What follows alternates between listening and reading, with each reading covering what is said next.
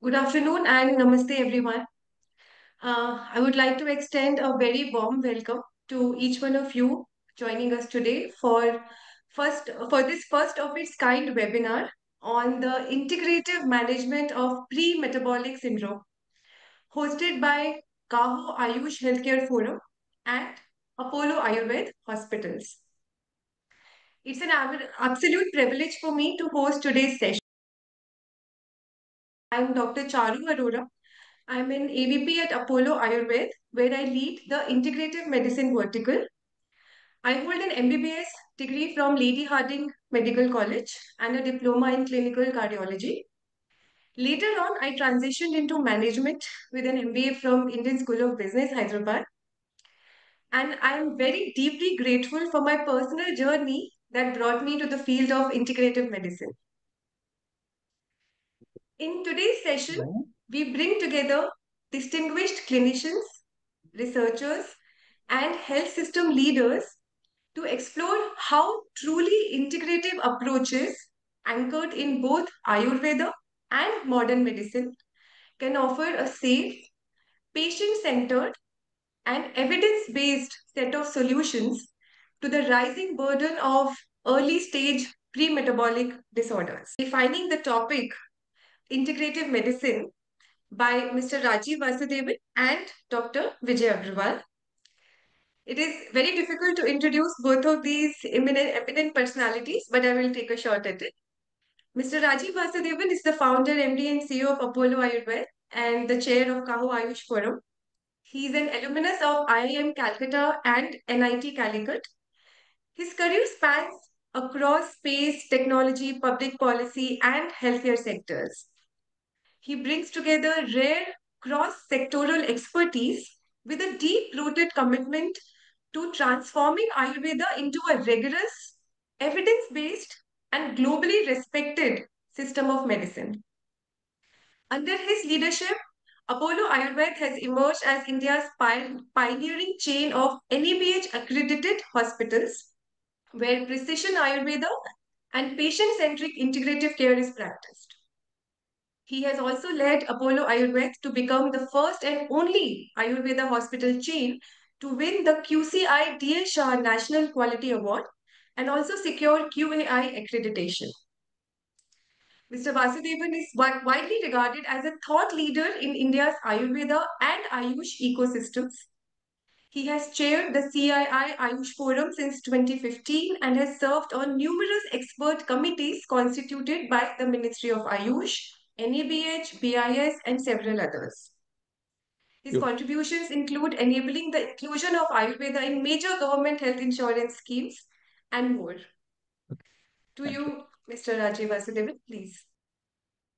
Thank you very much for your kind words. I didn't realize that the introduction would go so elaborately. Appreciate it. And as I begin, I first would like to express my gratitude to Kaho, Dr. Vijay Agarwal, Dr. Lalu Joseph in particular, and all the leadership of Kaho to begin with, because they, in their far-sightedness, and I think for those, when Dr. Vijay Agarwal joins, I'm sure he will place in context what Kaho envisions and what has been the role over the last 15 years or so, and the pioneering work they've done, is to ensure true, safe care for patients, initially in the country and then across the world, right? So Kaho is a pioneering organization. It is, brought together stakeholders across different hospitals, different levels of not just hospitals, but different players in healthcare to come together, all in the interest of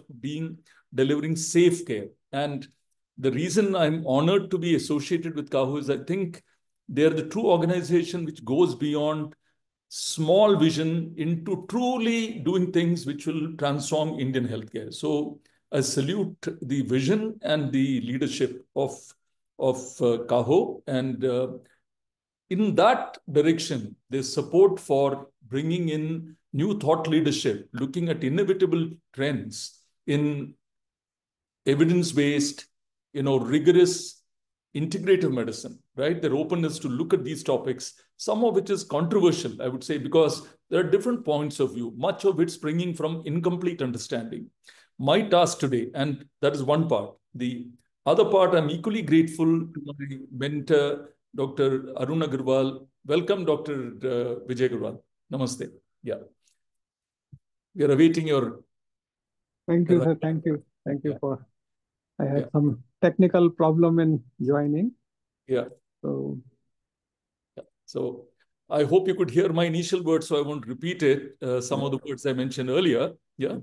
So what I wanted to say beyond my gratitude to Kaho, I'm equally thankful to my mentor, Dr. Arun Agarwal, who actually does not need much of an introduction. He's a doyen. He's been a guru to so many generations of Ayurveda doctors, the former dean of, and I'm sure he'll be introduced, but as an academician, as a clinician par excellence, and an expert at WHO on ENT matters, and more than anything, his open-mindedness and his down-to-earth wisdom. So he has put together, as convener of the Integrative Medicine Council at Apollo Hospitals, he's been guiding the whole process very, very closely. So I'm thankful and grateful for that. And also to all other clinicians who have joined. So without further ado, let me get to my task, and I'll try to be fairly crisp in this. I want to begin by telling integrative medicine as is defined is today, if you go and search on the net, you will get a definition which is defined by US-based organizations, which comes from a perspective of what US healthcare is, right? There are some other organizations, and to that extent, it's important to baseline and say, where does that come from and what really are the differentiators? So I'll quickly read this. Integrative medicine is a holistic approach to healthcare that combines conventional medical treatments. By conventional, it means mainstream Western biomedicine. Conventional medical treatments with complementary therapies. Complementary therapies includes the entire range, which is not mainstream conventional medicine, focusing on the whole person, mind, body, and spirit. It emphasizes the therapeutic relationship between patient and practitioner and use evidence-based therapies to promote well-being and facilitate recovery. But an important point, essentially, it's about finding the best combination of treatments, both traditional and the word alternative, but traditional we should replace with conventional, both conventional and complementary to address individual needs. Now, if you go further into this definition, what you'll find is that when patients struggle with quality of life issues, whether it is body or mind, and the health-related quality of life issues, sleep, stress, the digestion, excretion, things like this, energy levels, cachexia, appetite, these areas, conventional medicine in the US was looking for support, and they were open to look at any kind of support, whether it's yoga, Tai Chi, to energy medicine, to osteopathy. So looking at everything which can be brought in. Do we need to subscribe to that definition, or do we think it is time for India to present to the world systematically in time a new version or a new definition for what constitutes integrative medicine? So quickly, let me try to define how I see integrative medicine. Integrative medicine is truly patient-centric medicine. How is it truly patient-centric? Specialists from both sides, right? Currently, we are speaking about conventional modern medicine and Ayurveda. Specialists from both sides, based on the medical needs of a patient, and we'll go delve into this medical need a little bit more elaborately, based on the medical needs of the patient, one or the other specialist takes precedence in driving the medical care, and the other either steps back or does a supportive role to ensure that the patient gets truly what he or she needs at that point. As we call, based on the rogi roga avastha, the patient and the disease, or the diseases in the patient, we are able to take a systematic call, and it's taken together by the clinicians concerned. Now, in doing this particular thing, I want to emphasize, because there is so much confusion around it, this is not mixopathy. It is not an Ayurveda doctor trying to practice modern medicine and modern medicine trying to practice Ayurveda. Even after 5.5 years of a proper course and then 3 years of an MD, still in either system, people are still learning their own system of medicine. To aspire to do something which person A does in 5.5 to 8.5 years and try to do that in a short-term thing is just not, it's not feasible, it is foolish. So we need to disabuse people of this myth that is being created that people from one side should practice the other anything. But what we need is an orientation, an understanding, a sympathetic reception to ideas from either side so that clinicians from either side can work together in harmony in the best interests of patient care, right? So this should be very clear. So through this CAHO forum and the people who are here, I'm sure everybody would agree that we are talking about sticking to the knitting, sticking to what one is good at, and not trying to arrogate capabilities which is beyond one's through training and calling. Yeah. So with that as a preamble, when we look at different scenarios and different dimensions of integrative medicine, I'm going to enunciate a few scenarios as I see where integrative medicine becomes very critical or becomes relevant to begin with. Number one, we talk about multimorbidity, which is present today.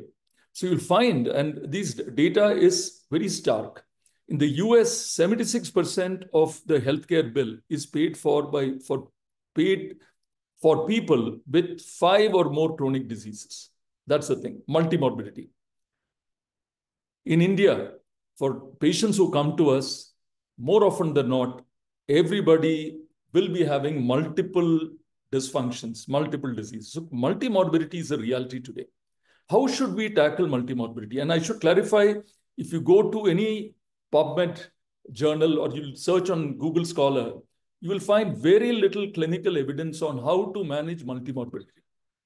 And this is an area we can't run away from. The National Centers for Complementary and Integrative Health in the US, which is part of the NIH, is recently brought in whole person health. The moment we look at whole person health, which is exactly what integrative medicine in different ways is talking about, we need to look at what is the best way to look at the patient. So when I look at multimorbidity, let me give a case in point. Typically, a patient coming to us may have Parkinson's with diabetes and let's say hypertension. He's already on medication for this. If that is coming, how would an Ayurveda doctor approach such a case? We may say, okay, your Parkinson's has now you've been on medication for all these things. Your hypertension is very well under control right now with the current medication you're taking. Please continue with that as you do. Parkinson's, it looks like you're graduating from typical Parkinson's to atypical Parkinson's is running a bit out of control. Can we look at initiating Ayurveda treatment and then see how we are able to wean you off the medication which you're becoming refractory to, right? You're not responding to the conventional medication. Can we do that? Similarly, diabetes, and took diabetes as an example, it could be that Ayurveda begins where it can and looks at the underlying root cause factors and not just diet, lifestyle, but looks at correcting metabolism and other things. Will go into that. So by doing this, depending on the condition, the endocrinologist or the neurologist takes precedence. And in a multimorbidity state, no doctor stops the medication of the other without having an understanding of the role of the other medication. In a multimorbidity state, when I prescribe medicines, I ensure that drug-to-drug interaction is taken into account. Not blindly say that because mine is Ayurveda medicine and you are on some hypoglycemic from modern medicine, my medicine, don't worry about it. So I need to look at agonist, antagonist effects of medicine that I do. So multimorbidity, we need to look at relative roles of different clinicians. Number two, look at polypharmacy. In the context of multimorbidity, we have a scenario of polypharmacy where people are taking medicine from multiple clinicians, whether it is modern medicine or Ayurveda. So you have multiple medicines coming in. How do we truly integrative does not mean only Ayurveda and modern medicine. Maybe integrative is also about clinicians from the same system, but multiple clinicians.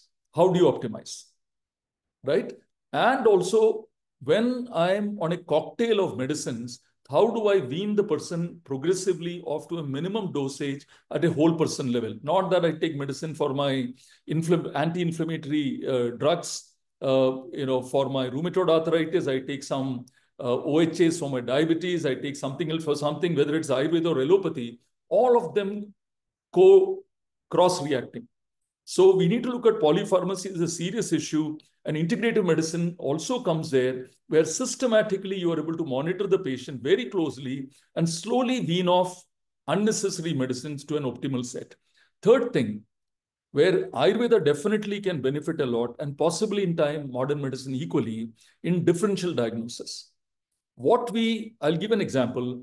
Today, when we look at, let's say, inflammatory bowel disorders, right? What we understand from esteemed modern medicine, colorectal surgeons and GI experts is that 60% of inflammatory bowel presentations are non-specific. Only 40% fall into what you would call, typically Crohn's or ulcerative colitis, etc. 60% is not specific. What can be done on these non-specific things? Can we work together? Right? Very clearly, there are clinicians on the conventional medicine side who are looking at telling, can we look at a gentler way to look at non-specific and then move? If it's confirmed to be specific, then we look at line of care, standard of care. So this is one example where the differential diagnosis from one side. On the other side, modern medicine, modern clinicians will be able to bring a very precise differential diagnosis from the modern medicine side to establish exactly what the person is facing. So I don't go with a broad thing of arthritis. Is it a specific variant of arthritis? What are the underlying biomarkers? Through using a variety of investigations, the modern medicine doctor and the Ayurveda doctor both are able to arrive at what is a precise differential diagnosis. So this is an area where I'm sure that today's discussion will reveal a little bit more. The fifth part I want to bring in is risk mitigation. Particularly when we talk about safety, we need to be very cognizant of risk mitigation. There are two aspects here. Number one, risk mitigation and diagnosis. When I don't do the homework, there are multiple cases where we see nodules or lumps, and we are assuming that it can be managed in a particular way. If we don't send it to a concerned surgical oncologist or a radiologist for further investigations, biopsy, we may miss a precancerous lesion or actually a cancerous lesion, right? So it's so important that an Ayurveda doctor does not play without complete information. Today, when these tools and techniques are available, in full humility, we need to refer the patient to an expert in that very specialized area to establish differential diagnosis and then look at what is the line of care. So it's not about me versus somebody, but truly patient-centric. The other part is risk mitigation procedure. Very often, I'll give you an example. When we have to do some of the medicated enemas in Ayurveda, there could be somebody with a rectal prolapse or uterine prolapse, depending on what type of enema is being administered. So when we look at doing this, where we suspect a rectal prolapse, a high dose Vasti may be dangerous. It may trigger shock. So where we suspect, we have to do an ultrasound, establish there is no rectal prolapse. On the other hand, precision therapy. How does that work? If we are infusing enema, how do we ensure that the enema content reaches the junction of whatever, the colon and the ileum, or one particular place where it is meant to reach? So if we are able to look at technology-enabled Ayurveda therapies, precision will come into Ayurveda therapy. This is integrative medicine, because you're not doing some approximation of what we do, that I gave 750 ml, 450 ml, 1 liter of the dravya or the material, but we're able to measure and say, did we achieve what we had to achieve? So precision therapy, risk mitigation in therapy, clinical outcomes measurement. Going beyond subjective measurements, patient-reported outcomes, how do we bring objectivity into outcomes measurement? So the use of standard biomarkers, the use of standard international clinical outcome scales, so that when a modern medicine clinician and an Ayurveda clinician talk about what are the changes in health, they are talking the same language, not two languages, right? So we're able to talk in a common parlance, which is objective data.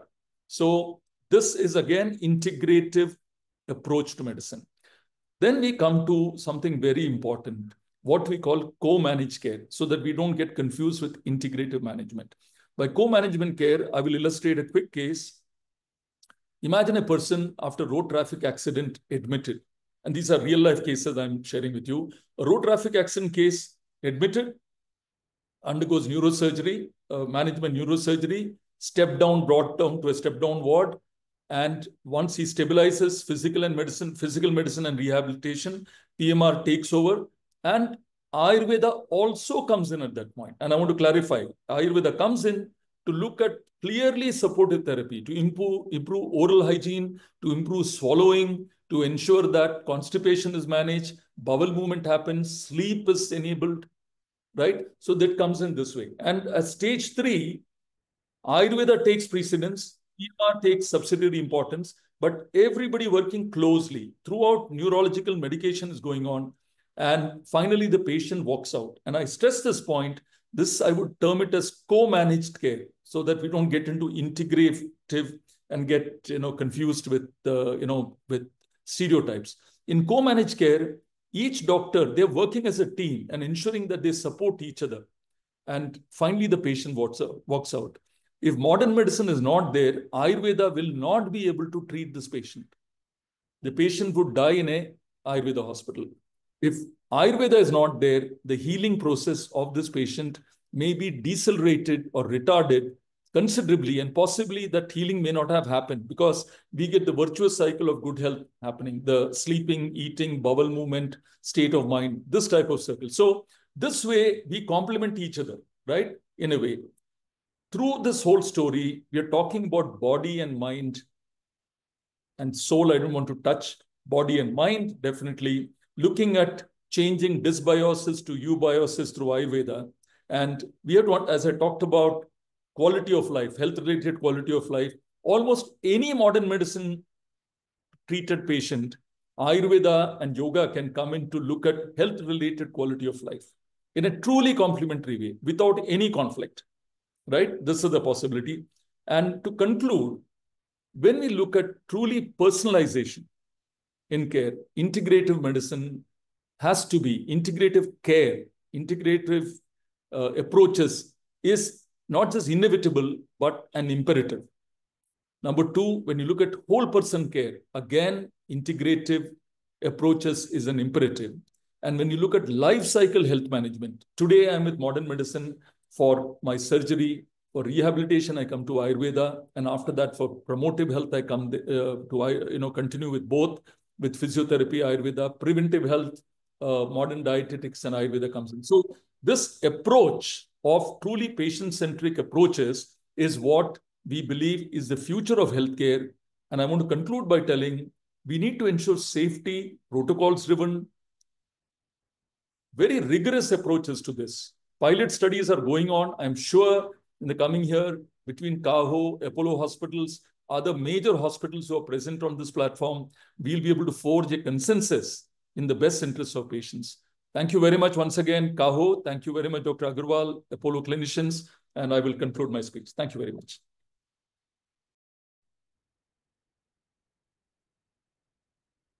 Thank you so much, Mr. Rajiv, for that very enlightening talk.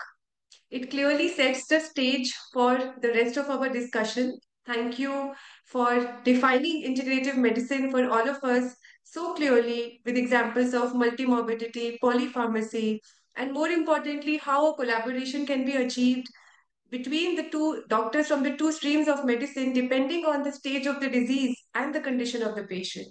So, thank you again.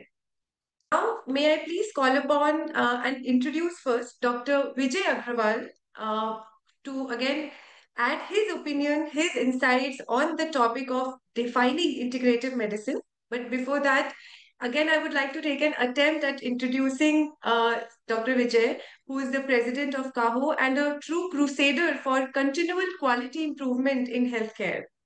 He has always had a vision to raise the bar of Indian healthcare organizations to match global. Thank you, Charu. I don't think you need to spend time on these issues. Don't worry. I'm just a very simple clinician, have been and now working to sensitize people regarding the issue of patient safety and quality. So thank you very much. Um, Let me just take a few minutes to tell what I can add value to this particular conversation. So first of all, heartiest congratulations to Rajiv ji for leading this entire crusade, I will say, for highlighting the integrated medicine, and my friend and very old friend, Dr. Arun Agarwal, sir, in your presence. It's my real honor to be a part of this particular forum and panel. I'm very proud that Kaho is a part and is taking this issue very seriously to, let's say, promote integrative medicine. Let me say that I think Rajiv has already very vividly described many things, including the definition. And I must say that what India has to offer is extremely important, because that part of medicine was suppressed during the colonial rule and etc. So actually speaking, we have, I would say, a lot of hidden gems which are lying, I would say, unused and hidden and need to be kind of brought into the mainstream. Now, that's the fact of life. However, the other fact of life is that the modern system of medicine is at the moment the dominant medicine in the world all over, including India. It's the dominant system of medicine. So the issue is this, that uh, like Rajiv talked about, that it is important that we come to at least some kind of understanding where the both systems of medicine can at least understand the strengths and weaknesses of each system of medicine. And then only, you see, a patient will be able to make a choice ultimately, as we said, that it is to provide comprehensive care to the medicine. It is to make it more patient-centric, that we need to adopt the integrative medicine. At the moment, I will say that not majority of the Ayurvedic physicians are even understanding the nuances of this entire ecosystem that we are trying to bring, because at the moment, each system of medicine people are so much into their turf zone that they are interested in only treating patients with their system of medicine. And that has become a part of their DNA, to therefore uh, overlook their weaknesses also. So they not only their strengths, they also overlook the weaknesses, and you continue to treat patients within your own system in a very rigid way for majority of the people. And therefore, there is a great opportunity from hospitals who are now at least open themselves to this entire concept, that yes, there are, uh, for example, like what Rajiv talked about, that we can, even for a road traffic accident person, there are things that a Ayurvedic system can offer to make the recovery much better and smoother. But we need much more amount of, I will say, uh, evidence being collected and collated, so that the we can start looking at things, that when are things being done in their own respective systems of medicine versus when they are being done through the integrative system of medicine, how the outcome for the patients have been different. I think if we can go to that route, that will be the right way for us to convince more and more people on either side to break the boundaries and to start adopting the integrative system of medicine. I feel that as a person, as any other an individual, I'm sure, no doubt, that they will all be looking at getting the best of whatever is available in any part of the as in any system of medicine. So I will urge, especially I said with the presence of Dr. Arun, who is like heading this very important thing in Apollo, and I'm sure there are many other hospitals also who are open to this particular thing. Let's try to, sir, uh, create a kind of a comparative outcomes, comparative models of co-managed care, comparative these things, so that it is easy for us to talk about and showcase the real advantages of integrative medicine. So I think that is what I mean, I have already talked in the past also with Rajiv, and I think that we need to take this further. And second is that we can start doing it disease-wise rather than talking about the whole thing, in generality. So we can talk about, let us say, certain disease elements, whether you talk about rheumatic disorders or you talk about cardiac or renal or something, so that we can start seeing, because today is also an area of specialization. So we can see where nephrologists can look at how do they look at complementary medicine and integrative medicine, and how do the people who are in gastroenterology, how do they look at these areas. So I think we need to break this down and start working on it from that point of view. So I think that will be my inputs to this. Thank you. Thank you, Vijay. Thank you so much, Dr. Agarwal, for that amazing talk. And absolutely agree with you. We need to break it down to the specialty, super specialty level and see what kind of integrations are possible within every system for keeping the patient at the center. So, thank you again. We will now move on to our keynote speaker, who Dr. Arun Kumar Agarwal. Again, a very difficult person to introduce if you look at it from my perspective. Dr. Agarwal will speak about the need for integrative thinking in medicine. Dr. Arun Kumar Agarwal is probably known to all of us. He is an ENT surgeon from the prestigious King George Medical College, Lucknow. He was Charu, appointed as a faculty in Maulana Azad Medical College from Charu 1981. bete, Ji, sir. let us cut down the time. Let me cover on the job. Thank you. Thank you. Thank you. Thank Over you to for you, sir. your kind introduction. And my friend, my colleague, Dr. Vijay Agarwal, Rajiv, and all my faculty colleagues who are the expert speaker of this wonderful workshop this afternoon, and all the dear delegates who have joined us from different places. Well, Charu has given me a topic also. And this topic is integrative thinking. Or we can call it, Charu, integrative rethink. Right? So when I was thinking that what to speak, what not to speak, then I thought, okay, if I'm a patient, I will like to go to a doctor, and doctor, please treat me 100%. And please give me in writing that you will treat me 100%. I do not know how many doctors can give me in writing, I'll treat you 100%.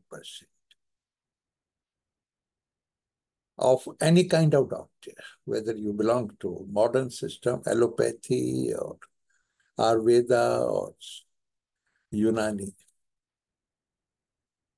But at the same time, then what is 100%? Only thing we understand in the language of management, Rajiv is the expert of management, and so is Charu and others. We understand cockpit approach. So a cockpit approach is supposed to be 100%, but unfortunately, last month we have seen something happening. If I try to analyze few of the air disasters, let me recollect, Rajiv. There was an air disaster of Air India in 1971, Ashoka Jumbo 747. The plane took off from Santa Cruz Airport, Bombay, and that time there was no such restriction, and the relations were there standing by the side of bar saying bye, bye, bye, and suddenly they saw the plane going into the sea. The inquiry held, And inquiry realized that this was 1st of January, and the pilot enjoyed his New Year evening very well. And that led to some slowness of reflexes. And after that, it was decided that every pilot will be checked for something before he or she flies. System improvement, right? But whenever we try to improve, there may be many more causes of disaster. I go back again to 1985. The jumbo disaster again over Scotland, where the flight took off from Canada for either Bombay or New Delhi, and there was mid-air blast. And it was perhaps an act of terrorism which led to that. Then we decided, now let us improve the security. Let us do something that nothing can be taken. And all the stress were taken. That means we continuously kept on taking a step by experiencing that is disastrous. Every disaster teaches us something. And let us hope that in cockpit approach, though unfortunately last month it happened, but we'll pray for a day when something will be really 100%. The same is true for medicine. I like to pray that my desire of being treated 100% fulfilled. Then I thought, let me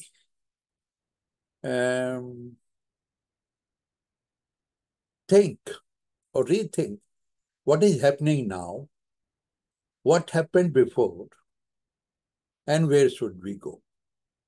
Rajiv has already explained very well, but I was just trying to think it in a different way. So, Bete, Charu, is somebody showing the slides? Are you comfortable? I will just share it, sir, now. If comfortable. Yes, sir. Done. So, fine. Can we go to next slide?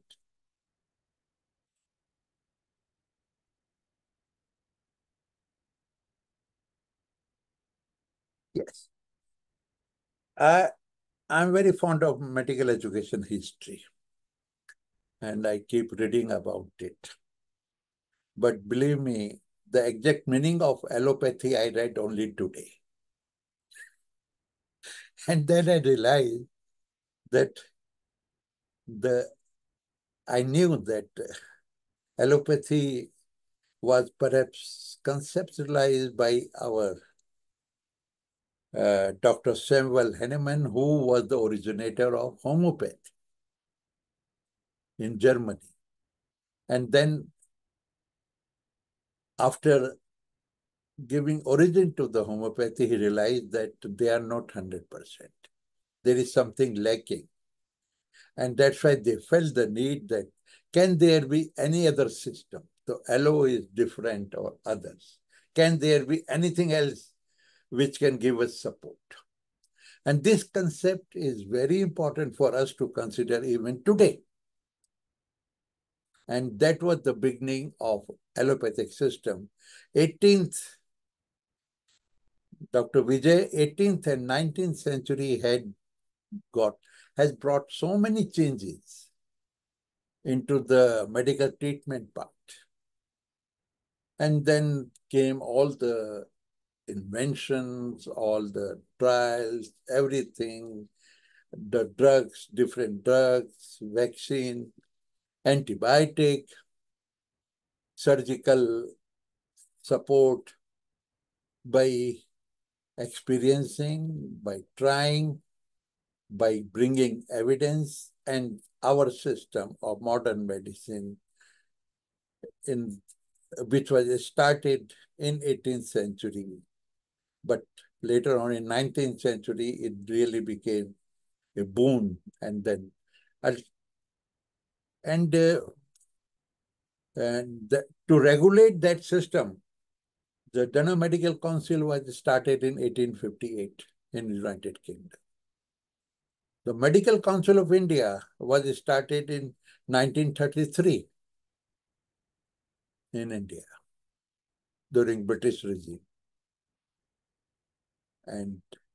But when they had their first medical college, perhaps I have already that in India, the first medical college was in Calcutta, 1835. And 4 years before, we had the first medical school of Portuguese medicine in Goa in 1831. They had their own system. So that way, India got, but all over the world, the modern system of medicine was progressing, bring evidences. And that is what, Rajiv, you said that at present, the entire globe is totally dominated by modern system of medicine. But at the same time, if I talk about India, what was before that? Before that, if I try to go into, can we have the next slide? Needless to say that our mythological fact, Lord Brahma, but Charak Samhita and Susmitha were two names which has been given to understand, and there are evidences, there are literatures everywhere that they gave the concept. There is one more fact which I always share. I do not know, Rajiv, did I share this? Do you know where is Charak, what you call, Pahadi, they call it Yes. Uttarakhand. I think Charaka himself is supposed to be from the old erstwhile Kashmir, if I'm not mistaken, but he walked around. Maybe I'm mistaken. And he wrote Charak Samhita, He wrote, yeah. exactly 235 kilometers away from Delhi. If you go towards Lansdowne. Lansdowne, okay. So just by the side of Lansdowne, there is a hill which is called Charak Hill. Okay, you're right. Yes. So it is so close, but we even don't visit that place. So that system was created, and I'm sure when that system was created, they must have created many evidences within themselves. This I'm trying to think within myself. And that is why it gave relief to millions and millions of sufferers. Then came Mughal time, and then came Unani medicine, and then came Hakim Sahab, or ye sab milke. If you look into the history of medicine in Hyderabad, it was a mix of Hakim and Ved, everything in 18th century, 19th century. And then we came here. But of course, during the British regime, perhaps our older system were not getting any prominence. But their strength is there. Our system had seen the strength of Ayurveda and other system also. Nobody is perfect. No system is perfect. Something is 90%, something is 60%. Then looking into the concept that when we saw that what is the status now? Before we think, as Rajiv said, US started thinking about it. This is an unfortunate story that we think late and the Western world start thinking about it earlier. Can we have the next slide? The Cleveland Clinic has started their integrative functional medicine clinic, and they have shown their results in all sorts of lifestyle system, and somehow they have also, if you go through their report, in some of the medical conditions, very good results have been shown, and patient-friendly and whatnot. Of course, they are working more and more into it. Same is true with, I'm just giving you one or two examples. The same is true with, next slide, in Mayo's clinic. These are few of the best 15 clinics in United States of America. They have also adopted, working on it, showing their results, and patients are going there for integrative approach. Now means where we are now, that we adopted modern system medicine. We had good results. We understand our weaknesses. We know where we are perhaps not able to give 100%. I also picked up this Mahatma Gandhi, a great saint, I like to say. In his one of the statements, he also said, illness or disease is only nature's warning that filth has accumulated in some portion or other portion of the body. That means what you are supposed to do, you have to look into the whole person care. You have to look into the life cycle. And that is what we are lacking in our modern system. There is no doubt some of the drugs being developed irreplaceable, antibiotic irreplaceable. But as Dr. Vijay is the master of patient safety, there is overuse of drug. You can't imagine India is how much antibiotic India is consuming by way of faulty system. So ultimately, there are problems with us. We are getting positive results, we are getting negative results, but the patient safety is at stake. Now, with the realization, our system, our organization, like CAHO, is also concentrating on patient safety, perhaps to mitigate the gap that whatever is our fault, we are trying to improve. As I gave you example of the air industry. We are trying to do, don't do this, don't do this, do this. But at the same time, we understand by certain examples that in case we are able to rethink about integration, which had been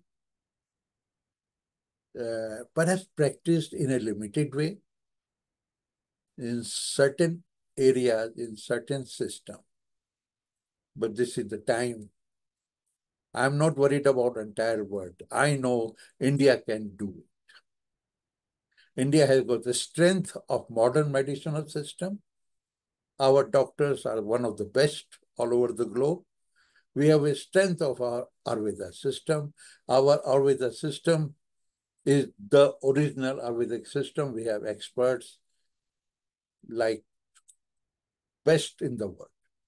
So we have to think now that which are the conditions? If I want to say, give me 100%, okay, I'd like to redefine it, if not 100%, near 100%. So that sort of rethinking, I must do it, we must do it. And this is the right time when our government policy is there. The government is also saying, think about integrative approach.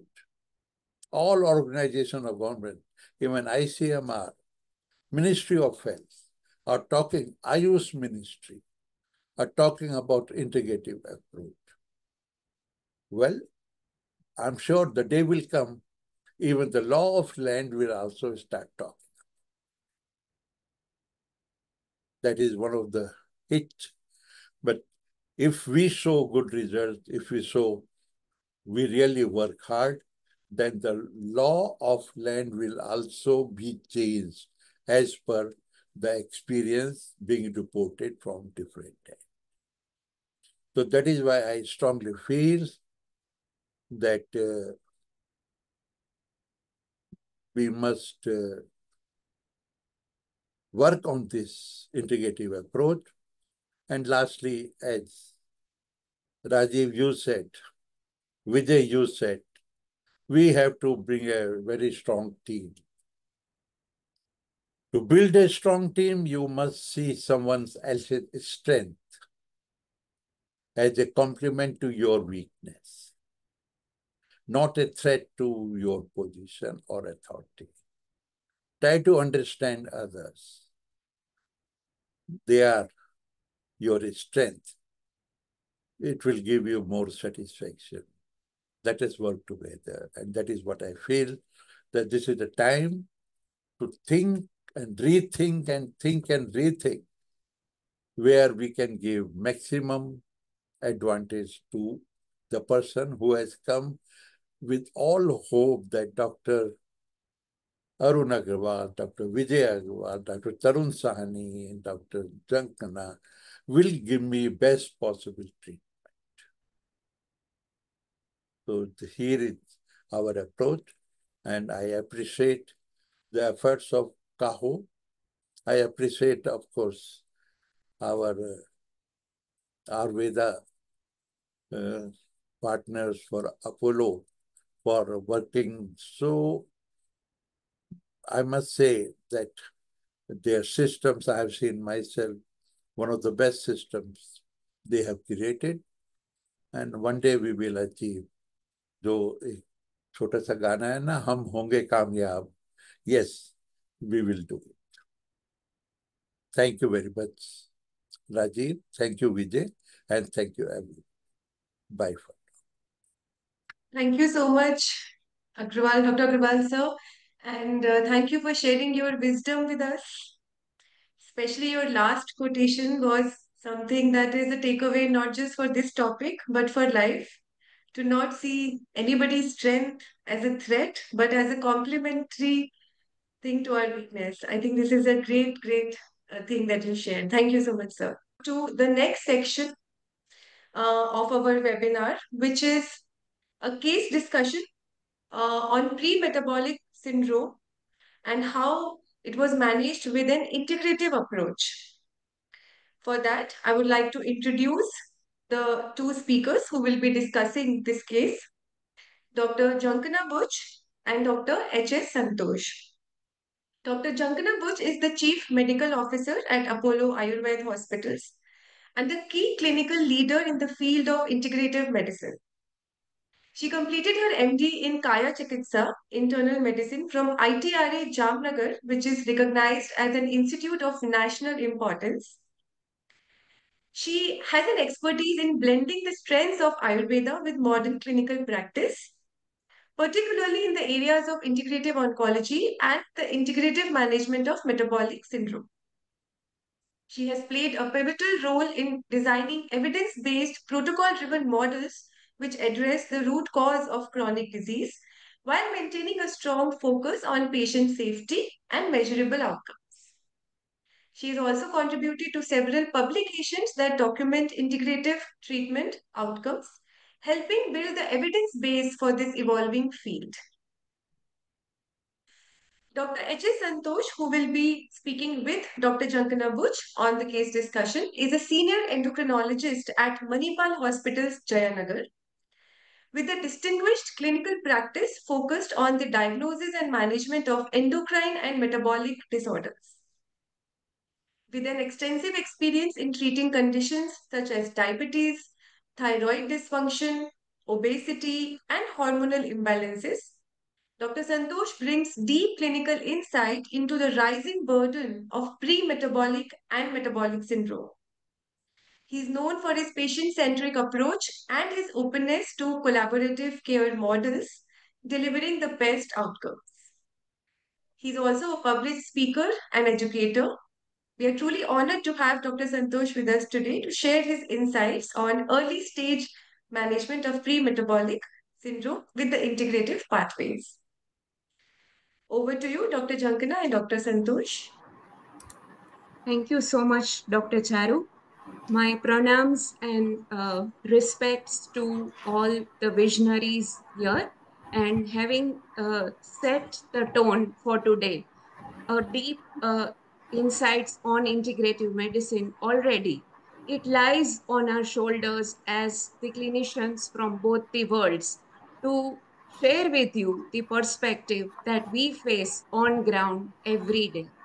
And today, as we confront the rising epidemic of pre-metabolic syndrome and metabolic syndrome, it is important that we share with you that why this disease and this clinical situation matters a lot. As we are growing, the current world across not only India, but everybody is focusing on longevity. Everybody wants to live longer and wants to prevent disease. And when we speak about death, the four major situations that lead to mortality are cardiovascular disease, cancer, neurodegenerative diseases, and diabetes and its sequel.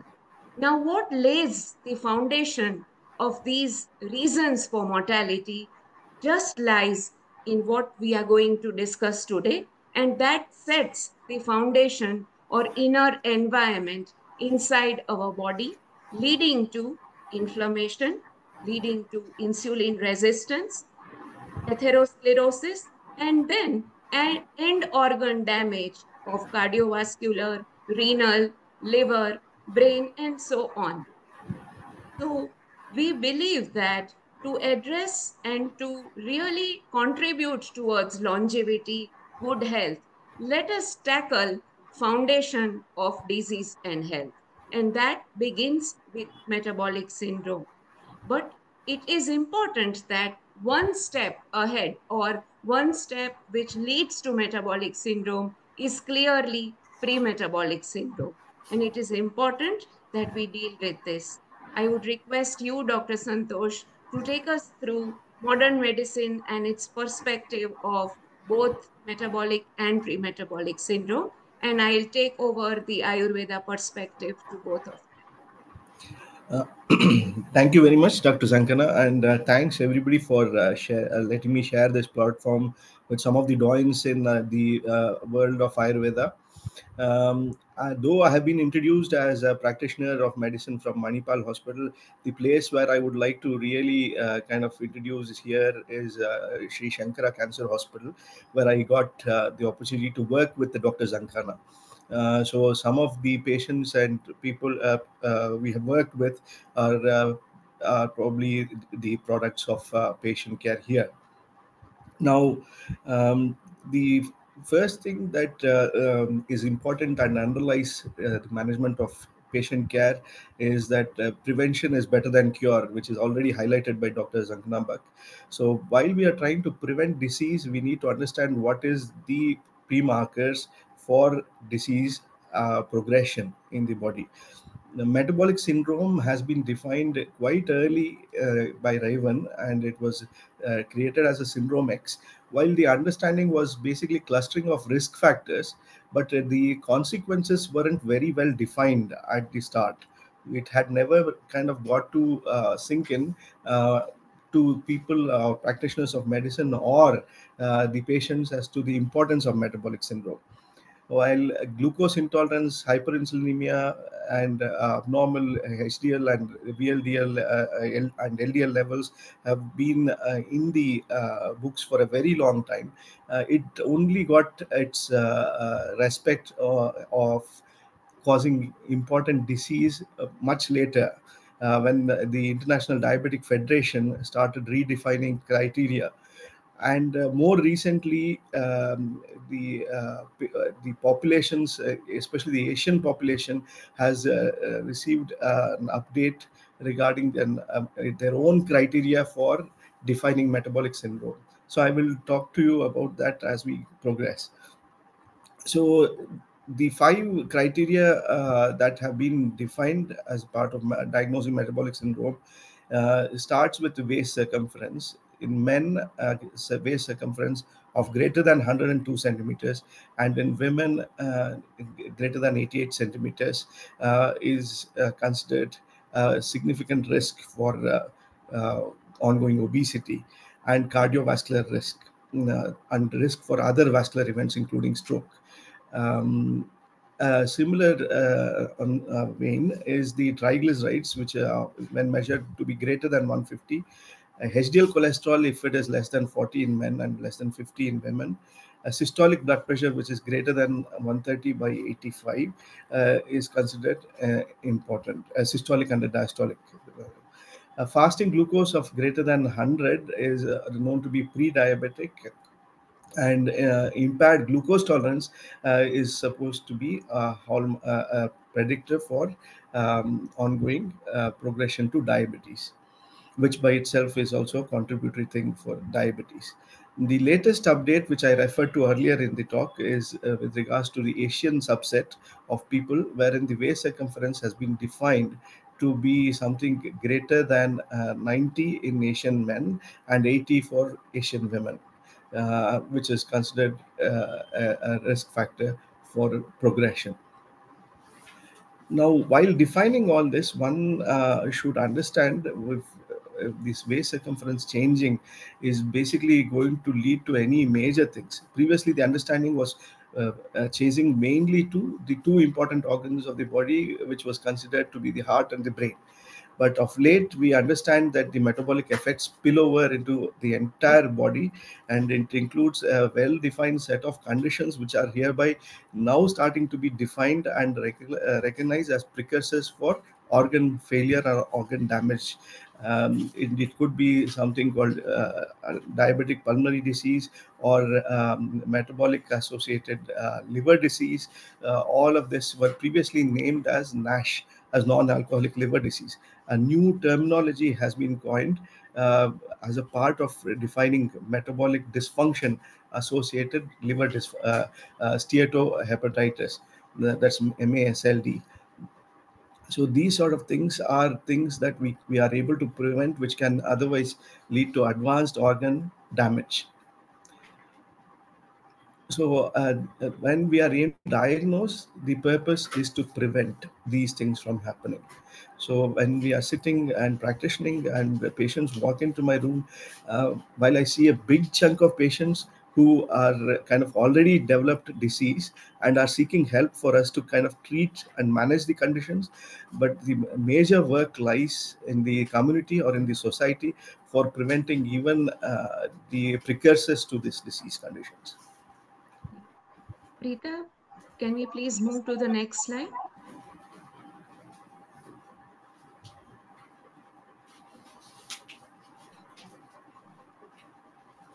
So we have here Dr. Santosh clearly defined pathways to pre-metabolic syndrome. And as you were correctly discussing about how the criteria at different organizations uh, have been changing, but as we can see that now there is a consensus and there are clear publications, clear talks and focus on pre-metabolic syndrome.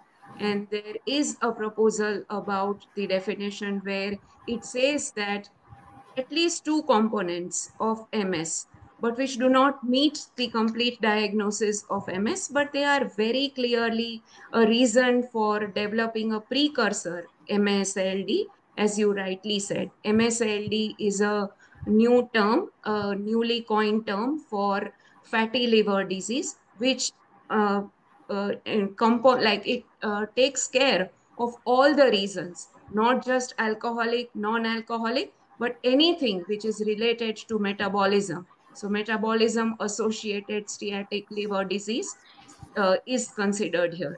There are various new emerging biomarkers which are in study to identify pre-metabolic syndrome. And these are not just the usual HbA1c, triglyceride, or blood pressure, or and so on. Also, there are some various new inflammatory markers which are being repurposed, like CRP, NLR ratio, ESR, homocysteine, which talks about early injured metabolism. It picks up the pathways of changes that are already occurring. And it is so heartening to note that so many of these and these pathways can very well be mapped with Ayurveda understanding of pre-metabolic syndrome. And as we see patients, like as an Ayurveda physician, when I see patients of various conditions, not just this situation that we are discussing, I can truly see when I examine, when I assess, that they are almost at the cutoff points that they will be about to develop prediabetes or no any other component of pre-metabolic syndrome. And when I ask to do some of the blood tests, they may be just showing a fasting glucose of about 98, 99, or blood pressure of about 128 by 90 or so. Now, we can rush to classify them as healthy individuals, but as an Ayurveda system of medicine that we are trained to, we would not just go by the numbers. It allows us to determine inflammatory pathways that have already initiated. And these are the people who would clearly fall into the bucket of pre-metabolic syndrome or any purva rupas of that flourishing disease. So it is important that we identify these very early in life.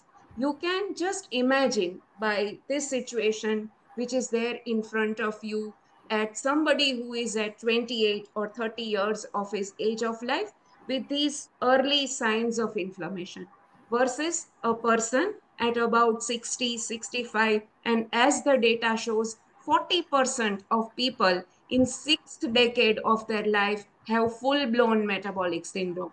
But what if between these two, 28 to 60, a huge window period where we are able to identify correctly that who will cross this and who will progress to metabolic syndrome. So modern medicine does a fantastic job in biomarkers, diagnostic criteria. It also has now in ACE guidelines on diet, lifestyle, as an algorithm which is put there. But then it is left on the individual to decide what should be the action. So at that point of time comes this system of medicine, which can very well integrate, complement with modern medicine. Preeta, can we go to the next slide? And this is the highest systems thinking which is applied to whole person health. It looks not just at the numbers, it gets into my own medical history as a patient. What is the stage of disease evolution that I am moving through? What is the level of impairment, inflammation, metabolic disruption that I am showing? In which geography, in which environmental state that where I am, rural, urban, traveling outside, a constant dynamic influencer that comes because of the current things that we see, people traveling at odd hours, sleeping at odd hours. So entire thing that impacts my health and my disease. Seasons of life. We do see pre-metabolic syndrome and metabolic syndrome peaking up typically at either very early pre-menarche. We can see a girl getting into PCOD and setting a ground for insulin resistance. It could also be perimenopause, premenopause period of life, or somebody at retirement. So seasons of life from an Ayurveda perspective is very clearly defined, and that with my own intrinsic health potential. We do recognize genetic predisposition that we are all born with. Also, along with all this is my own way of handling myself, conducting myself throughout my life journey. The way I eat, way I sleep, way I cook, everything. The way my thoughts, cognitive overload, stress, So Ayurveda allows a physician to get into this entire journey of understanding and applying this highest systems thinking, which then factors in all pathways that lead to these precursors. Let's move Sorry ahead. to interrupt. Sorry to interrupt, Dr. Zankhana. If we can just speed up a little bit to be mindful of the Sure. time. Thank you. Yeah. So as we go to this, we do believe that it is important to understand this system and whole person perspective that factors in while assessing and diagnosing pre-metabolic syndrome. We can move to the next slide, Preeta. And while we talk about this, it is important. Can we move to the next slide?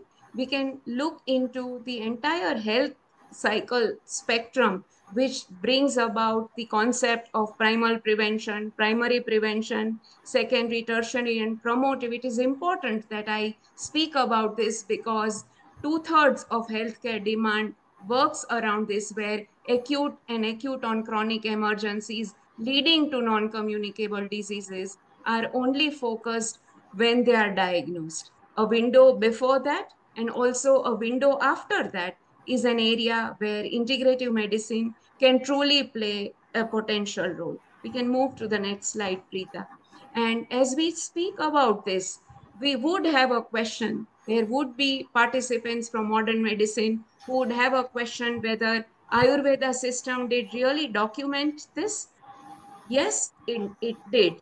So we have concept laid down here on both the side, Ayurveda perspective as well as the modern perspective of pre-metabolic syndrome, which talks about the core condition, key pathophysiological pathways, diagnostic criteria and subtypes.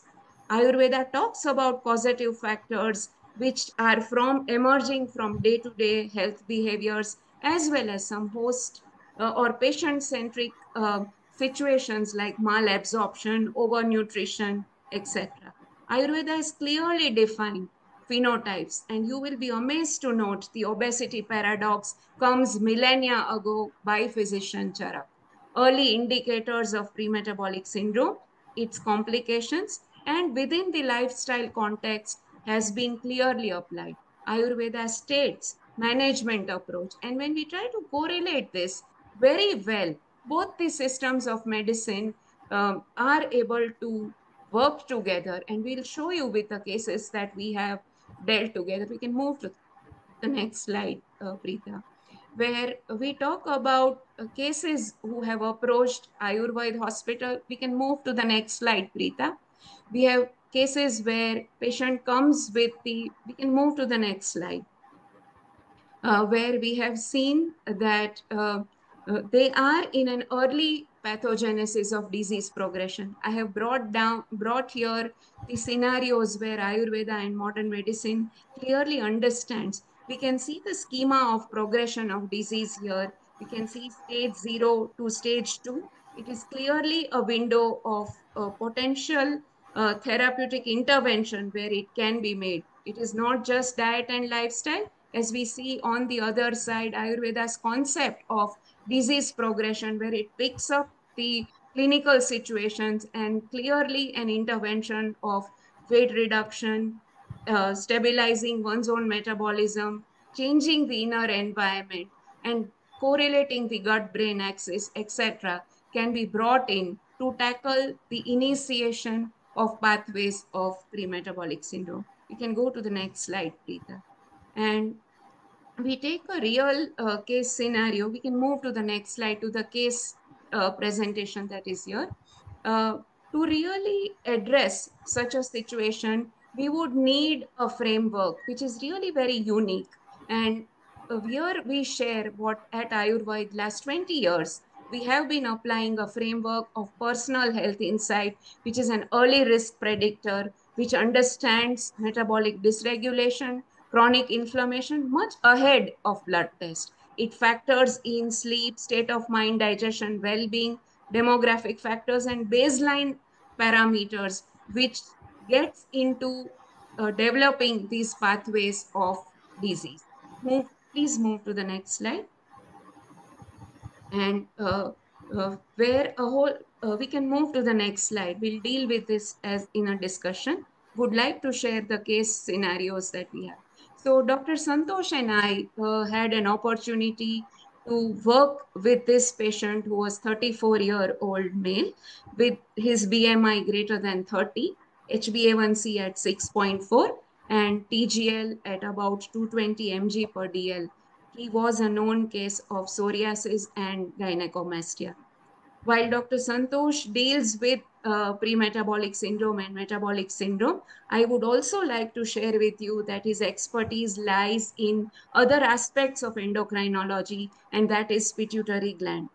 And I bring in this here because this was a very unique case where we saw all the pathways of endocrinology which were in this situation, like which includes gynecomastia. And he was rightly placed to review this when I referred the patient to him to do an unbiased assessment as to where he should be placed, whether to follow completely with allopathy method, should he only do Ayurveda, and in what ways. So we carried out an initial assessment. We defined the key aspects of even to deal with his other clinical comorbidities. It was important that we dealt with his glycemic burden. We addressed that, and through a complete approach where Dr. Santosh was looped in from the very beginning. We went through the phase of metabolic correction where Ayurveda, it was Ayurveda led, but patient was meeting him from time to time. And we found end of this program, his HbA1c reduced to 6.4, 5.6. TGL came down from 220 to 100, 7.5 kgs of weight reduction, and other improvements in digestion and overall state of mind with active duration of treatment 21 days and follow-up of 3 months. Now, how we play a role working together. Clearly, with gynecomastia being there, he could have been a potential candidate for a hormone-based medicine. We took a call together that while if we deal with his weight reduction, if we take care of his glycemic burden, and somebody supervises him through and through about his diet and lifestyle, let's give him a time with right markers and we see him. Dr. Santosh watched him over a defined period of time, and patient showed significant improvement with no progression of gynecomastia. So follow-up and co-monitoring was jointly done by both of us, and we saw that patient had gained a lot of improvement in terms of reversal of the pathways that led to prediabetes, triglycerides, dyslipidemia, his autoimmune inflammatory burden, which was coming from all of these things, which led to psoriasis, was reversed. We saw a lot of improvement in his skin. Overall, his BMI improved and gynecomastia much under control. We can move to the next case. As Dr. Santosh was mentioning, this is very close to the work that both of us do in integrative medicine and integrative oncology. A 45-year-old female with Lynch syndrome, which is a familial cancer of high risk, morbid obesity, pre-diabetes with a history, then progressed to type 2 diabetes and PCOD, was referred to endocrinology department by Department of Gynec Oncology, where her endometriosis and pelvic assessment was carried out. And she was already, by the time she approached and had developed risk for Lynch syndrome, was pre-diabetic and PCOD. Her markers were extremely high, and that's where gynec oncologists decided to bring in a pre-operative evaluation at Department of Endocrinology. Early stabilization was done, where HbA1c at 8.6 was brought under control so that she was cleared for surgery. And once she completed all these phases of her treatment, post-surgical recovery and transition, both by Department of Endocrinology and Gynec Oncology, was to Ayurveda, where we worked with the patient to improve and work on her metabolism, her chronic inflammation, insulin resistance, and gut dysbiosis. And these are our outcomes. We achieved and brought her to HbA1c of 5.5. Dr. Santosh helped me in gradually reviewing and tapering her OHs, which led to her overall improved confidence and a young patient who could get back into her social activities and routine very fast. During this entire course of her care, we were in active communication, not only Dr. Santosh and myself, but also gynec oncologist, to ensure that we are all aligned towards her primary health issue of addressing familial cancer risk, which she was monitoring. And at the end of what the final outcome was, that it has been close to 2.5 years now that patient is off multiple OHs. She's finally weaned off. She has lost greater than 10 kgs of weight loss and a very stable and a healthy person that we have in front of us. And a witness is not only Ayurveda, but all three from an integrative medicine perspective, and really they all of them endorse the outcomes, and we move ahead to further cases to work on. We can move to the next slide. So we have clear takeaways from these two cases. Case 1 spoke about, we can move to the next slide, Preeta. Case 1 spoke about uh, Ayurveda led pre-diabetic stage which was there, and continuous endocrine oversight which prevented under-treatment, hormone, gynecomastia, and so on. Psoriasis, which was difficult to manage with conventional options alone, responded very well to Ayurveda cleansing and gut anti-inflammatory processes that were done. It sets a tone for a proactive model of co-monitoring instead of sequential referral, which created a safety net with therapeutic agility. I emphasize these words because we can see fragmented care. A doctor may refer a patient to yoga or a lifestyle special expertise, etc., to work in silos. But instead of that, here is a case which was jointly monitored. The second case, I'm sorry for the change that has happened here, multidisciplinary trust that was brought in and which enabled a safe sequencing of care. Glycemic control preoperative was essential, and that was done by endocrinology. Ayurveda led to post-surgery stabilization. Clearly a model for integrative co-management, not just as a referral, but truly a partnership for whole person care and well-being. With this, I would conclude my points here and would wait for the next proceedings to begin. Thank you so much, Dr. Zankhana and Dr. Santosh, for that very educational, real life example of how true collaboration and integration can assist us in solving complex cases for the patient's betterment. So, thank you again.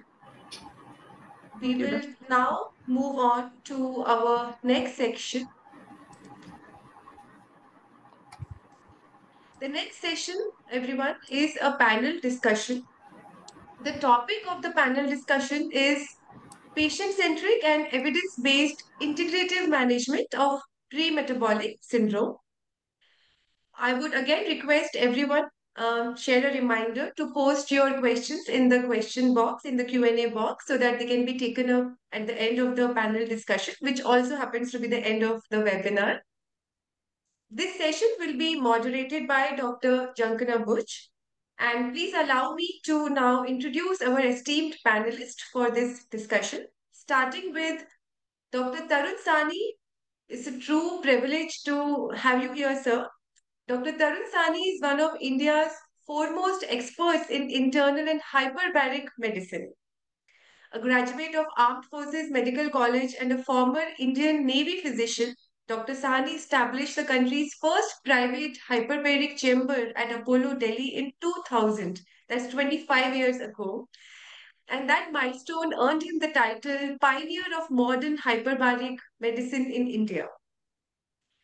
As the current president of the Hyperbaric Society of India, and the ex-chairman of the Asian Hyperbaric and Diving Medicine Association, Dr. Sahni brings unparalleled clinical, academic, and leadership credentials. His pioneering work spans wound healing, neuro rehab, chronic disease management, and diving medicine, supported by over 25 impactful publications. Dr. Sahni has applied HBOT hyperbaric oxygen therapy in treating diabetic foot ulcers and metabolic complications related to diabetes and poor circulation. He will be talking to us, and we are honored to have him join us today to share his insights on integrating hyperbaric oxygen in the mainstream medicine and now internal medicine in integrative healthcare. Our second panelist here is Dr. Shashidhara Gopalakrishna, who is an MD in Kaya Chikitsa and the medical superintendent and a senior consultant at Apollo Ayurved Hospitals, Domlur, Bangalore. He has over 22 years of dedicated experience in Ayurveda. He's an eminent Vaidya and a seasoned educator, having held senior roles such as Chief Physician in Malaysia, Clinical Registrar at the Institute of Ayurveda and Integrative Medicine, and Associate Professor at TDU Bangalore. He also serves as a principal investigator on government-funded research projects in psoriasis and has contributed to various international publications. Moving on to our next panelist, Dr. Varun Suryadevara. Thank you for being here, Dr. Varun. He's a consultant endocrinologist and diabetologist based in Bangalore and affiliated with Apollo Sugar and Cloud9 hospitals. Dr. Varun specializes in comprehensive endocrine care covering diabetes, obesity, metabolic syndrome, thyroid dysfunction, adrenal and pituitary disorders, reproductive endocrine issues, bone and mineral metabolism, and even pediatric endocrine conditions. He has a patient-centric approach and is recognized for his clinical acumen, earning awards like the first prize for oral presentation at Jibmer Research Day, research grants from the Endocrine Society of India and RSSDI. And finally, Dr. Susmitha Chandran, who is a consultant physician at Apollo Ayurved, Chennai. Dr. Susmitha is an experienced Ayurvedic physician with over 8 years of clinical practice focused on integrative care for neurodevelopmental and mental health disorders. She earned her BMA from Government Ayurveda College, Tripunithura, and her postgraduate studies at Kottakkal, securing university ranks in both. She has held key clinical roles such as Chief Consultant at Kerala Ayurveda and Sri Varma Multispeciality Clinic and Panchkarma Center. She has also been trained at the Psychiatry Department at NIMHANS, Bangalore. Dr. Susmitha's areas of expertise include Ayurvedic management of ADHD, autism, learning disabilities, cerebral palsy, Alzheimer's, and other neurodevelopmental disorders. Her practice also extends to psychiatric conditions such as depression, anxiety, where she applies holistic, evidence-based Ayurvedic protocols to support mental and emotional well-being. With that, I will hand it over to Dr. Zankhana Buch to moderate the panel discussion. Thank you. Thank you, Dr. Charu. Warm welcome to all the esteemed panelists. Respected Dr. Tarun, Dr. Shashidhara, Dr. Varun, Dr. Susmitha. So we have about an hour, Dr. Charu, for our discussion. Yes, we'll try for 45 minutes, otherwise an hour, yes. Sure. So let me set the template so that we are all aligned here. So we would go with a round of questions to all of you esteemed panelists. And at the end of question and answer, I would also like to have a live session of rapid fire questions to all of you. And we look forward to very exciting session ahead. So Dr. Tarun, as one of the most senior physicians, and as you were mentioning about your education, post-graduation, working in various departments, various geographies uh, of the world, not just India, but globally, you have led across. So you have seen kind of clinical profiles of patients suffering from metabolic disorders evolve over decades. Sir, how has been there a shift and in this kind of patients that you are seeing now? And do you feel that are we detecting it too late?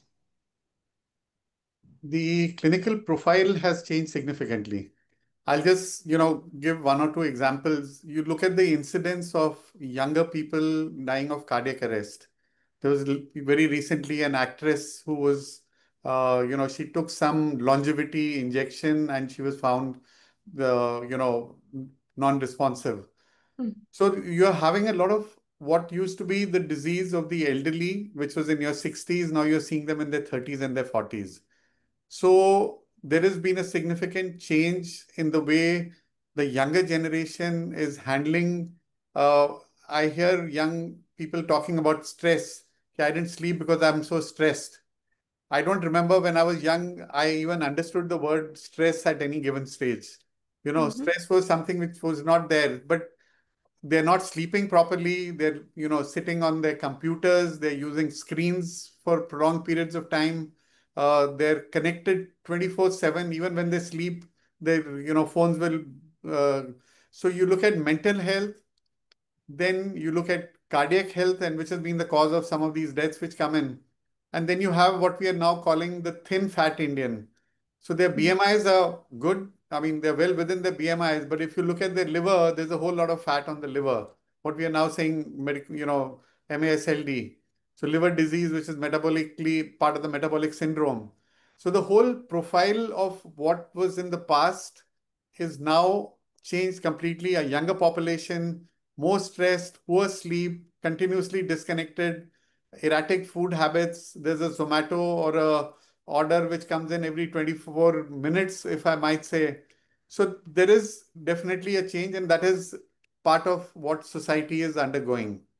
And Yes. the more we recognize it, the more we will be able to address the challenge and then, of course, look at the solution. Yes. Uh, Thank you, Dr. Tarun. That was quite no, inspiring, and as well as to see that the change. And from here, we as Ayurveda physicians could pick out the factors that are leading to the change in this profile.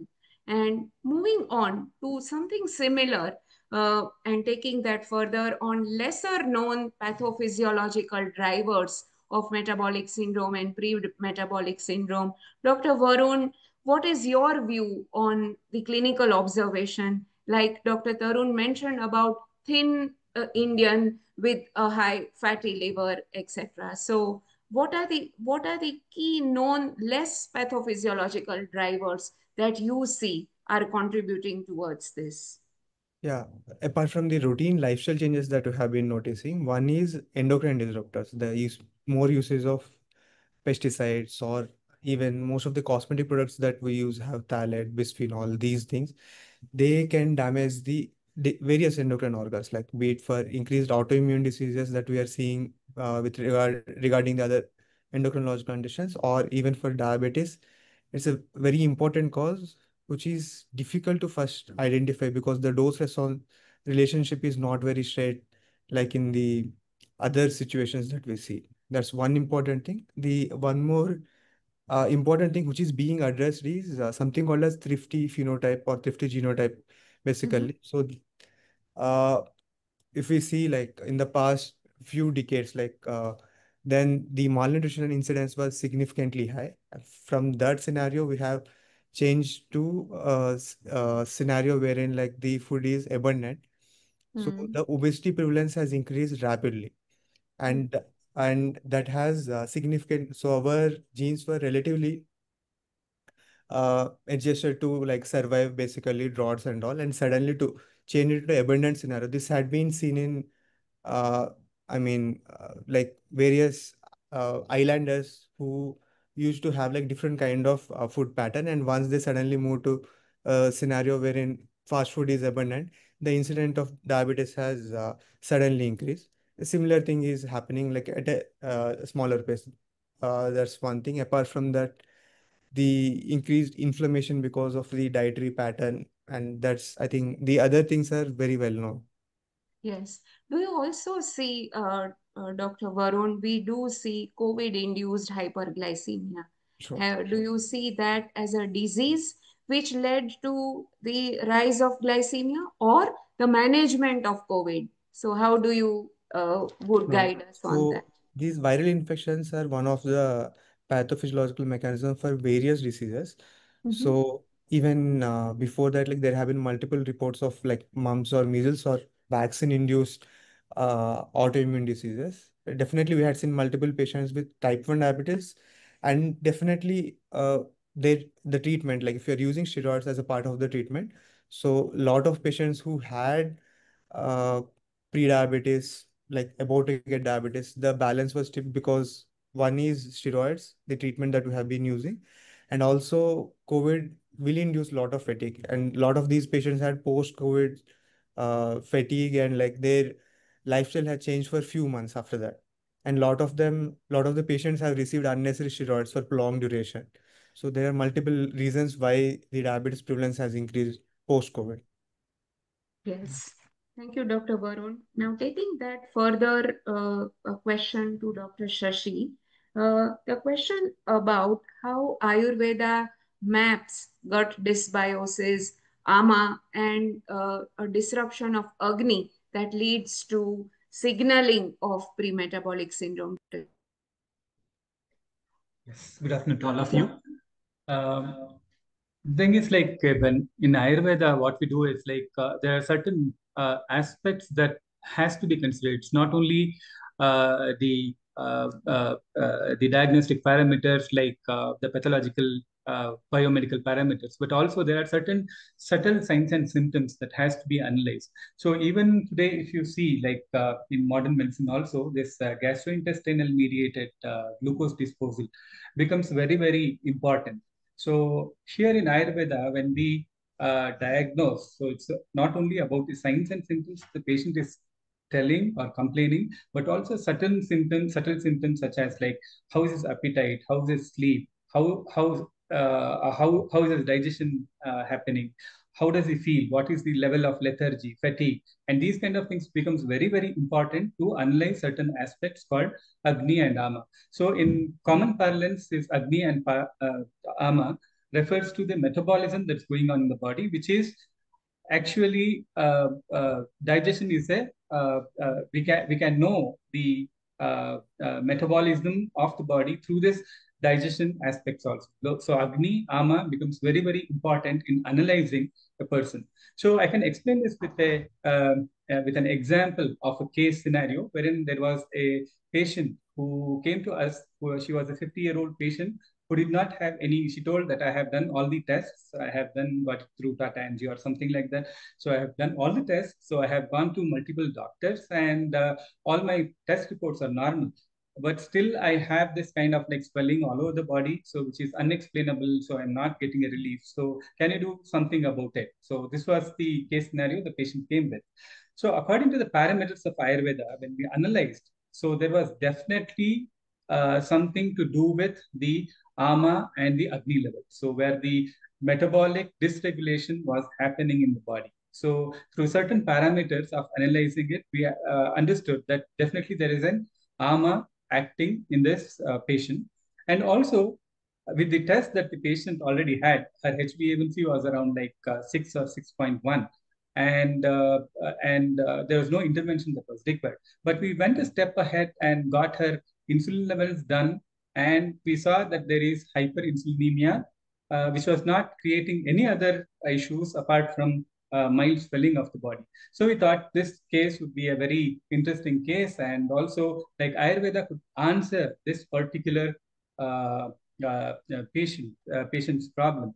Then we subjected to proper analysis of the problem. So what were the doshas which are involved, what were analyzed, which are the dhatus or the tissues that are involved were taken into consideration, especially when we describe the metabolism or the pathogenesis of uh, prameha or madhumeha, which is also called like what we call in Ayurveda for diabetes. So we understood that there's a lot of ama and kleda. Kleda is something like there is a lot of water retention in the body, which could definitely happen with hyperinsulinemia. So we considered those factors and we formulated a typical classical Ayurveda treatment, which was necessary, which starts from Rukshana, wherein like we don't use any oils. We use certain kind of herbs, dry herbs that is used for a therapy, which is called as Udvartanam. So all those things were done, and then we put her on a treatment called as Snehapana. Wherein Snehapana is something like you can imagine a very ketogenic diet kind of thing. So several studies, like I can refer some studies, like one of the studies which was done by a Canadian doctor, Stephen Rallis. So where he subjected patients with ketogenic diet instead of giving a reducing their lipid levels, or I mean fat in the diet. So he went on a keto, he did a study on a keto with a ketogenic diet. So Snehapana is something like that, wherein like a person is fed with medicated ghees or medicated ghees in a huge quantity, which ranges from, we start from 30 to 40 ml and also increase it to 100 ml, 200 ml a day. And his other foods, carbohydrates and all will be very, very, very minimum. So with this treatment, which is a preparatory treatment of a classical Panchakarma treatment, so then we moved ahead with the main treatment of cleansing or detoxification, which was a treatment called as Vamana and followed by Virechana. So these treatments, once after this treatment was done, the patient was followed up for 6 months with certain also dietary restrictions, advices on exercises, what one should eat, what she should avoid, how much exercise that she has to do. So all these things were considered, and also her nutritional thing, her diet was managed so that nutritionally balanced diet according, not just with the modern perspective, but also with the Ayurveda perspective. Also, one has what one has to take. For example, in such a case, we definitely ask patients to avoid things that increases the kapha, so which is one of the physiological parameters that we analyze. So this diet was given to the patient, and we followed it up for 6 months, and we saw there was a lot of reduction in the swelling and all. Her insulin levels came to normal. Her HbA1c reduced to 5.5. So this is how integratively we can manage. So integration can happen at several levels. So at the level of differential diagnosis, at the level of understanding the patient as to what this patient has and how the approach has to be. So integration can happen at this level. So usually there's a notion that integration means combining medicine. So it might not always be. So it can be at the level of diagnosis of the patient, this integration can be achieved. So this is about one of the cases that we dealt here at Arora. Thank you, Dr. Shashi. And that was quite interesting, that how you, right from the diagnosis to the management, you brought in the entire pathway and use the scope of integration. Moving on to Dr. Susmitha with her expertise on role of mind and state of mind as a precursor to pre-metabolic syndrome. Dr. Susmitha, what do you think, and how does stress relate to gut-brain dysfunction, and it leads to a kind of an allostatic overload contributing to pre-metabolic syndrome? What integrative approaches do you think help to restore gut-brain balance in such situations? Thank you. Thank you, the whole team. I'm expressing my gratitude to the whole CAHO team to put this program in the national platform to explore the scope of integrative medicine at a multidisciplinary level, at the same time open to understand health in a whole person perspective. So thank you, ma'am. Thank you for the question. So as we all know, stress affects a multi-level. Okay, so stress affects our neurology, immunology, cardiovascular system. At the same time, it possibly, like the studies are telling, it has a positive effect or a direct effect over metabolic network also. So allostasis is a term that body that mentions how the body regulates or adapt with the external environmental changes or internal body changes. When such interruptions with a chronic stressor, or like when there happens a chronic dysregulation with increased cortisol level or a cytokines or a metabolic overload happens, there happens a allostatic overload where the body could not overcome the stress in a proper normal mechanism, where we call it as a term called as Swetha, or like health parameter.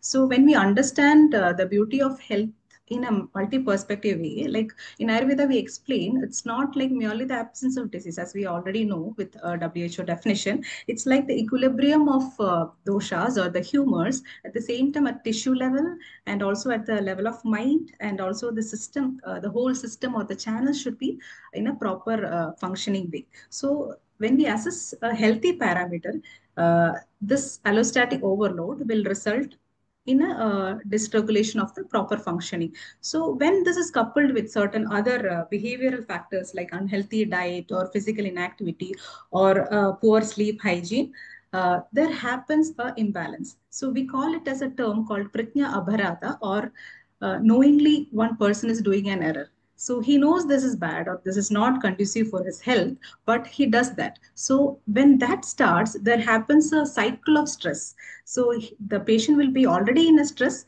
but with the knowing, the guilty consciousness also works. So the cycle of stress will overload, and definitely that enhance or that creates a channel of cycles of inflammatory changes. And there are many real case examples. So many patients will be coming to us in a pre-med space, like they'll be telling like, doctor, I could not control my eating habits, like I'm getting weight, I could not control my proper bowel evacuation. So the basic functional parameters also will be affected.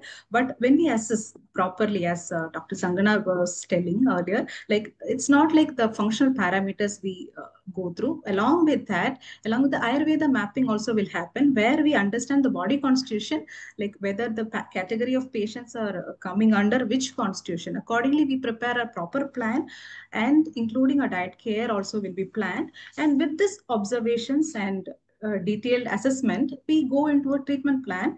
And with this plan, definitely we can address the chronic stressors, because as we already discussed, the importance of panchakarma or detox mechanisms, this will definitely reduce the outcome of the stress. The outcome of the stress is like it causes gut, if it is causing gut dysregulation, definitely we need to reduce the inflammatory overload. So panchakarma or detox mechanisms, along with other calming therapies, which is specifically mentioned in Ayurveda, like Shirodhara, like many studies have been done that has a positive effect over hypothalamo-pituitary axis, at the same time reducing or calming, making ourselves better to control with our senses. So we'll get a more control over the senses. So once the patient undergo panchakarma or a cleansing therapy, the most important word that they tell is, doctor, I could control my senses and I could control my eating habits. So the problem starts from that. So when we eat, when we are mindful with eating, when we have a connection, proper connection with our body, definitely that will regulate the further function. So this is my takeaway with this. So all the patients, after at one point or another point, when they undergo a purificatory measures, they will tell like their energy level is improved, and at the same time their control over the senses is improved. Thank you. Yeah. Thank you, Dr. Susmitha. That was quite an answer which led to Mana Prasadana.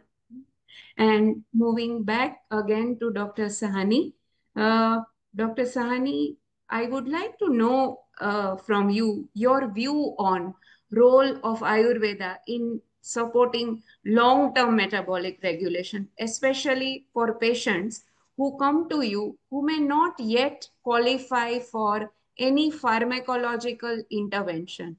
Do you find that when you advise them to go on a diet or reduce weight, lifestyle changes, do you find that there are defaulters and then they are not able to completely adhere to your guidance, and then they move on or progress to diabetes or metabolic syndrome?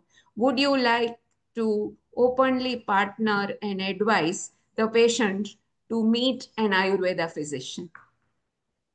I think the biggest challenge with this pre-metabolic syndrome is you can only have the attention of the patient as long as he's in your clinic. Moment he Yes. walks out, he forgets his sugars, he forgets his cholesterol. It's only when he has a problem, he has a cardiac issue, he finds his sugars are very high, he's got polyuria, he's got UTI, or he's not be able to sleep adequately, or a lady might find that she has, irregular menses, asthma, breathing issues. When you come with a problem, then you look for a doctor, and then you will listen to all the advice, whether it is Ayurvedic or non-Ayurvedic. The challenge is really capturing them in their uh, clinical or pre-symptomatic stage, when they're not symptomatic. There is definitely a large amount of awareness, and you put it there somewhere where we are looking at promotive health. So there is a large amount of population which is now looking at proactively improving their health. And I'm sure a lot of them would be open to look at Ayurveda, because they do not want to take the so-called chemicals which are given through allopathy. And that sector population may be actually people who are in your clinics, or in our clinics, or your clinics, both clinics together. But some of them you might even find we can address them if you look at some of the gyms, or some of the spas, or some of the wellness centers. Those are the people who are conscious about their health, and they're willing to look at a different model other than mainstream allopathy. So there is definitely a role, and I'm sure if we can address it in a proper manner, we would have people who are quite open to look at Ayurveda. But I Yes. think the challenge is getting their attention to accept the fact that they're sitting on a time bomb. And Yes. if you don't take precautions, then, a few years down the line, you're definitely going to end up in the hospital. Absolutely, Dr. Tarun. That was very well placed, and you are right. As more and more allopathy physicians get aware about this component and openness, I think there is clearly an opportunity where we would be able to contribute towards healthy Indians. And moving forward, taking this tone further to Dr. Varun, who at Apollo Sugars. So, with the rise of executive health checks and preventive health platforms like ProHealth, we are seeing more and more individuals who are flagged at early stage of metabolic risk, often before they qualify for pharmacological intervention. Clearly, as Dr. Tarun said, there is a scope of nutrition, there is scope of activity and Ayurveda based intervention that could become a kind of a healthcare spectrum and a modality to treat the patients with. Do you think that like just not ending at health checks, how as an endocrinologist would be your advice and guidance to these patients, and to work with an Ayurveda physician to do really something concrete and not just wait at doing lab test, wait year after year and keep watching at 5.7, 5.8? So, when we're like basically there will be many patients who will be having say borderline lipid levels or borderline pre-diabetes levels or only manifestations of insulin resistance with relatively normal blood glucose and lipid levels. So for these patients, the current standard of care is that we advise them regarding the lifestyle management, both in terms of diet and physical activity, and we ask them to modify the lifestyle changes. For example, if you see for the pre-diabetes, so the diabetes prevention program or these studies, the lifestyle changes are almost equivalent to metformin, or the combination is slightly superior in terms of almost one third of them. We will be able to prevent diabetes for a very long period of time.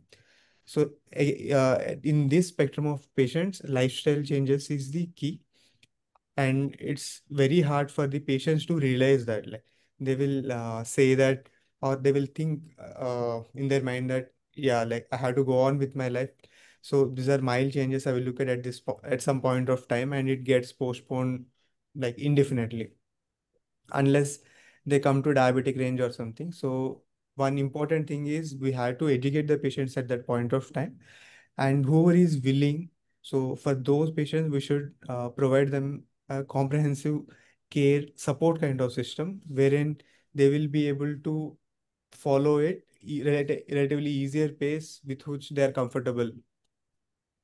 Yes. Thank you, Dr. Varun.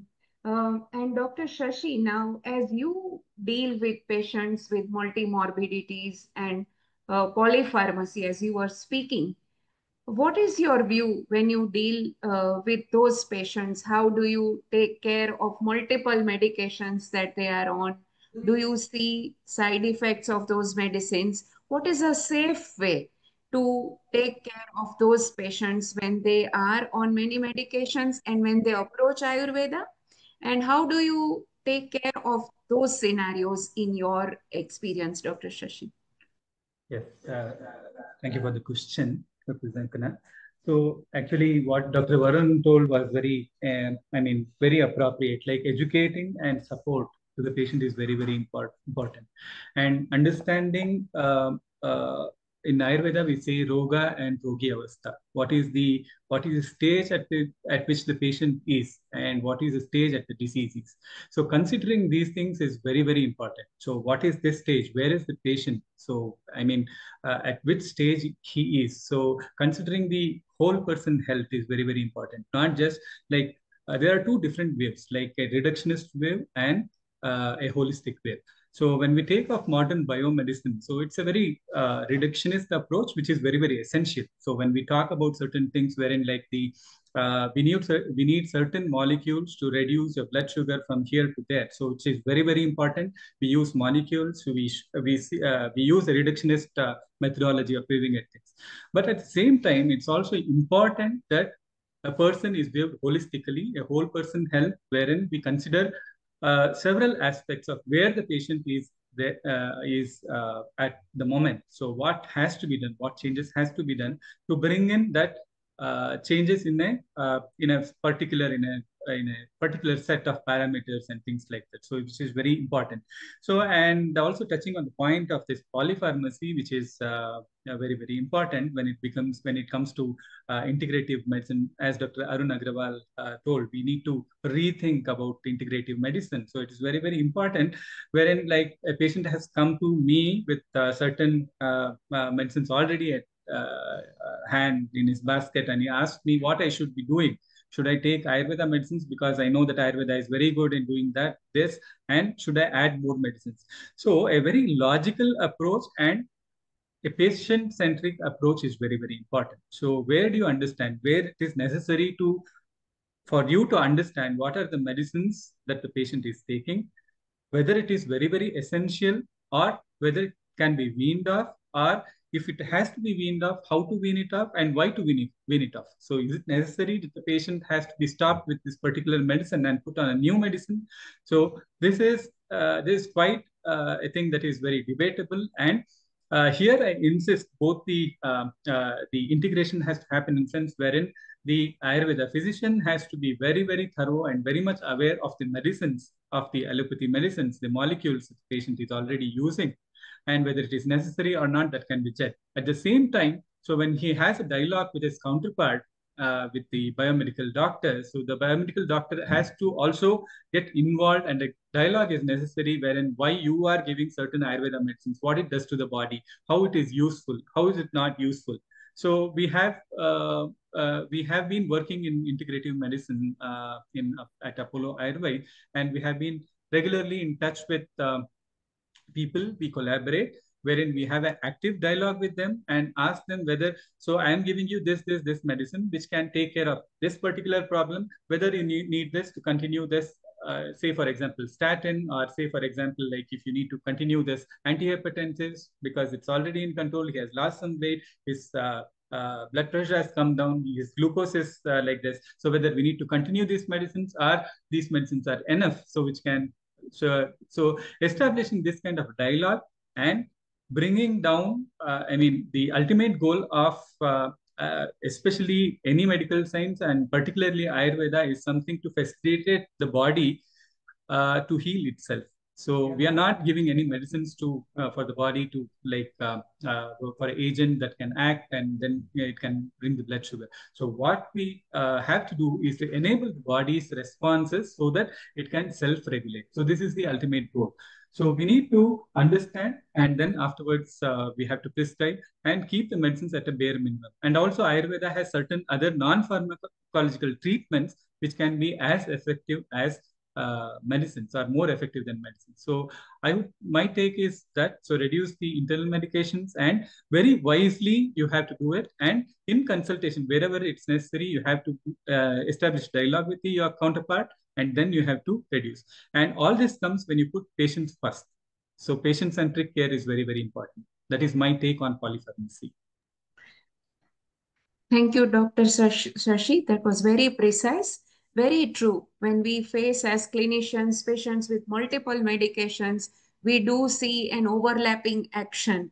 And as Ayurveda physicians, my word would be that let's not rush to add to that, as add to the prescription. Let whatever the patient is already taking, let us try to see what is the impact of that. How has that stabilized the patient who is with us? We do see Ayurveda physicians abruptly cutting off insulin, abruptly cutting off life-saving medicines like blood thinners, etc., which is very dangerous, I think. And as you rightly said, versus that, an approach which is truly scientific, which is seamless about monitoring and tracking of outcomes, parameters very closely, tracking their self-medication and seeing if there is any change, and then consulting an expert on the other side, either an endocrinologist or a cardiologist, so on, to revise and review the prescription. And where Ayurveda needs to deprescribe, it should consider the factors of deprescribing any ongoing Ayurveda medications, etc. So that was quite informative, Dr. Shashi. We move to Dr. Susmitha, and we speak about pre-metabolic and metabolic syndrome. And I did speak about this when I spoke about the life stages or seasons of life. So we see across the life stages from pre-menarche to peri and post-menopause how hormonal shifts, the change in women's physiology, as well as emotional state of mind in women influence early metabolic dysregulation. Many a times we see women going for executive health checks at menopause or post-menopause and suddenly discovering that she is diabetic or hypertensive. What do you think, and in your view, your experience, a role integrative medicine can play a role in stage-specific care? Would you elaborate on that? Thank you. Thank you for the question. It's like a quite big question to answer it. So going through the phases of women, like definitely we know there are a lot of phases from starting to the pre-menarche, menarche, and during the menstrual phase and the reproductive phase, and finally going to the perimenopausal, menopausal, and postmenopausal. It's like all throughout the life, women will be undergoing some kind of stress because of the changes that is constantly happening in her body. So defining itself will take time, but definitely we need to go through the metabolic part. We know that 1 in 4 women, the studies are telling, like 1 in 4 women is having one or other kind of hormonal issues during her whole phase. Okay. So when we start with the basic thing, like almost all the women will be having, when we scan, no, like one another will be having PCOS. So it's like a precursor or a red flag for a metabolic syndrome. We all know, because it starts with obesity, like central obesity and insulin resistance, mood swings, mood changes. So a lot of symptoms we can see all over when we see a hormonal change in women. So what Ayurveda can do is like starting from the correction from the diet perspective and also the lifestyle. Okay, so we all know everybody will be suggesting a lifestyle correction, definitely that. And what differs is like as we already told, we need to go through a proper mapping with our Ayurveda parameters that includes an assessment of prakriti and vikriti of the so-called patient, where the normal body constitution should be understood, for giving a proper diet plan. So, for example, I'll tell you, like yesterday, a consultation happened. Like, wife and husband came. Wife is having a problem with menorrhagia, and at the same time, she's having bloating issues and gastric ulcer issues. So, at the same time, husband is telling like she's having eating habits that is irregular. So, doctor, please tell the patient, like the wife, to correct that. So, when I asked her, like because he was pushing him for fasting, okay, so intermittent fasting, 14 hours or 16 hours of fasting he was pushing because he was comfortable with that.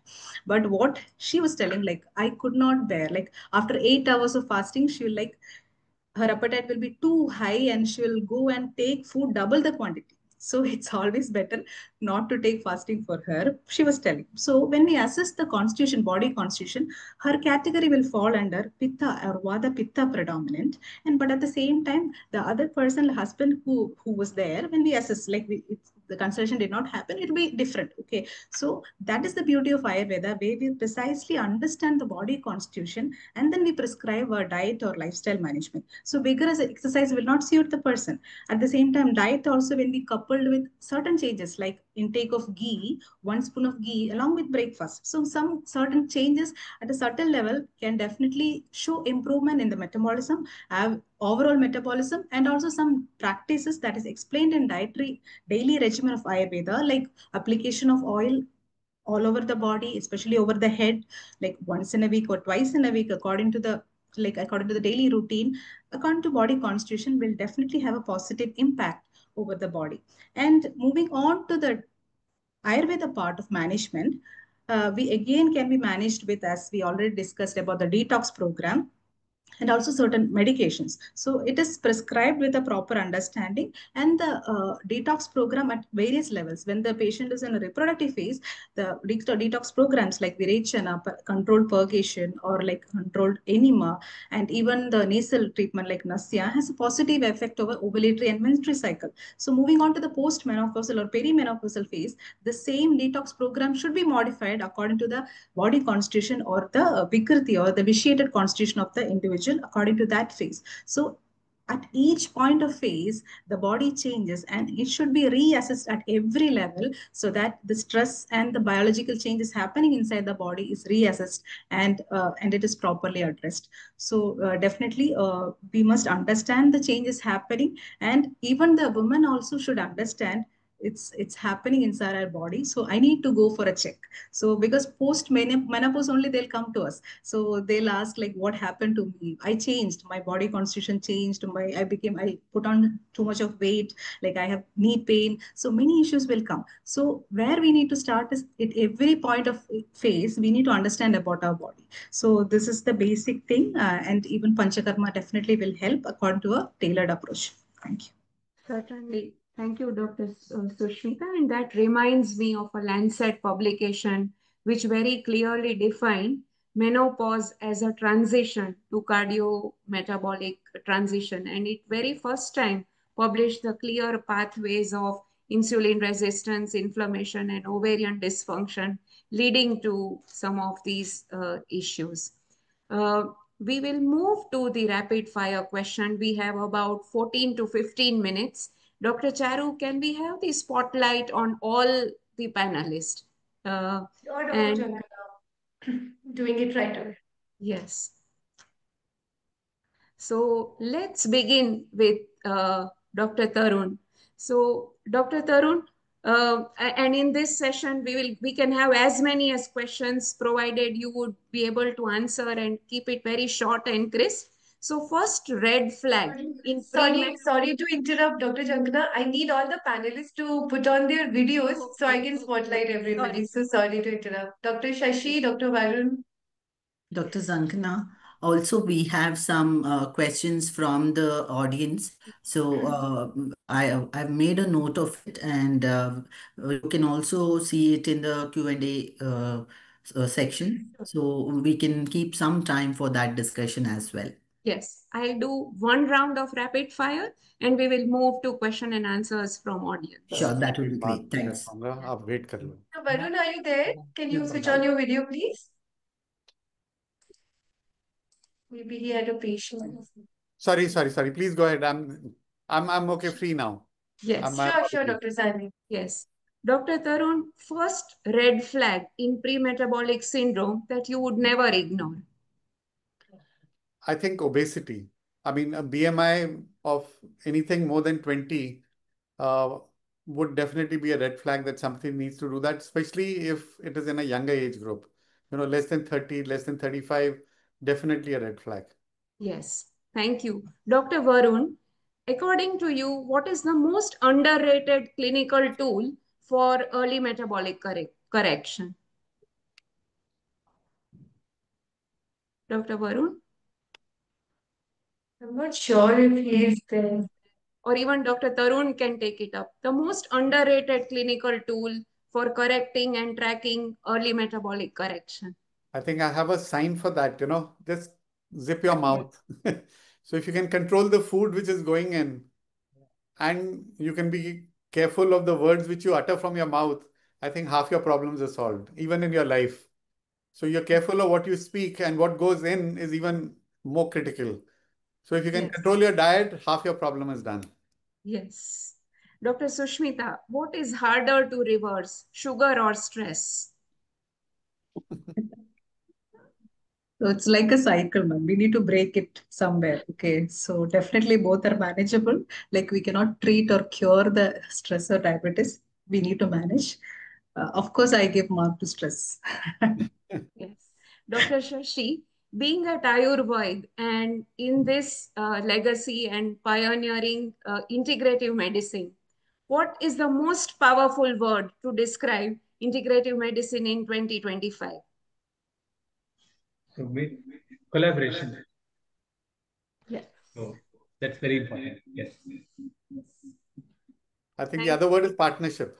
Partnership, yes. Also, I would add precision Ayurveda and really a seamlessly integrative thought process of understanding each other, translational medicine, and so on.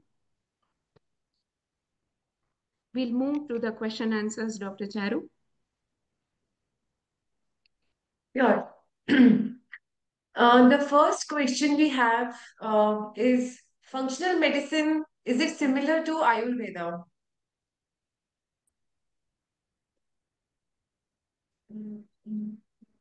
Dr. Any of the Zankhana, would you like to? panelists can take this question. This is not directed to anybody particularly. So any of the panelists can take this question. Sure.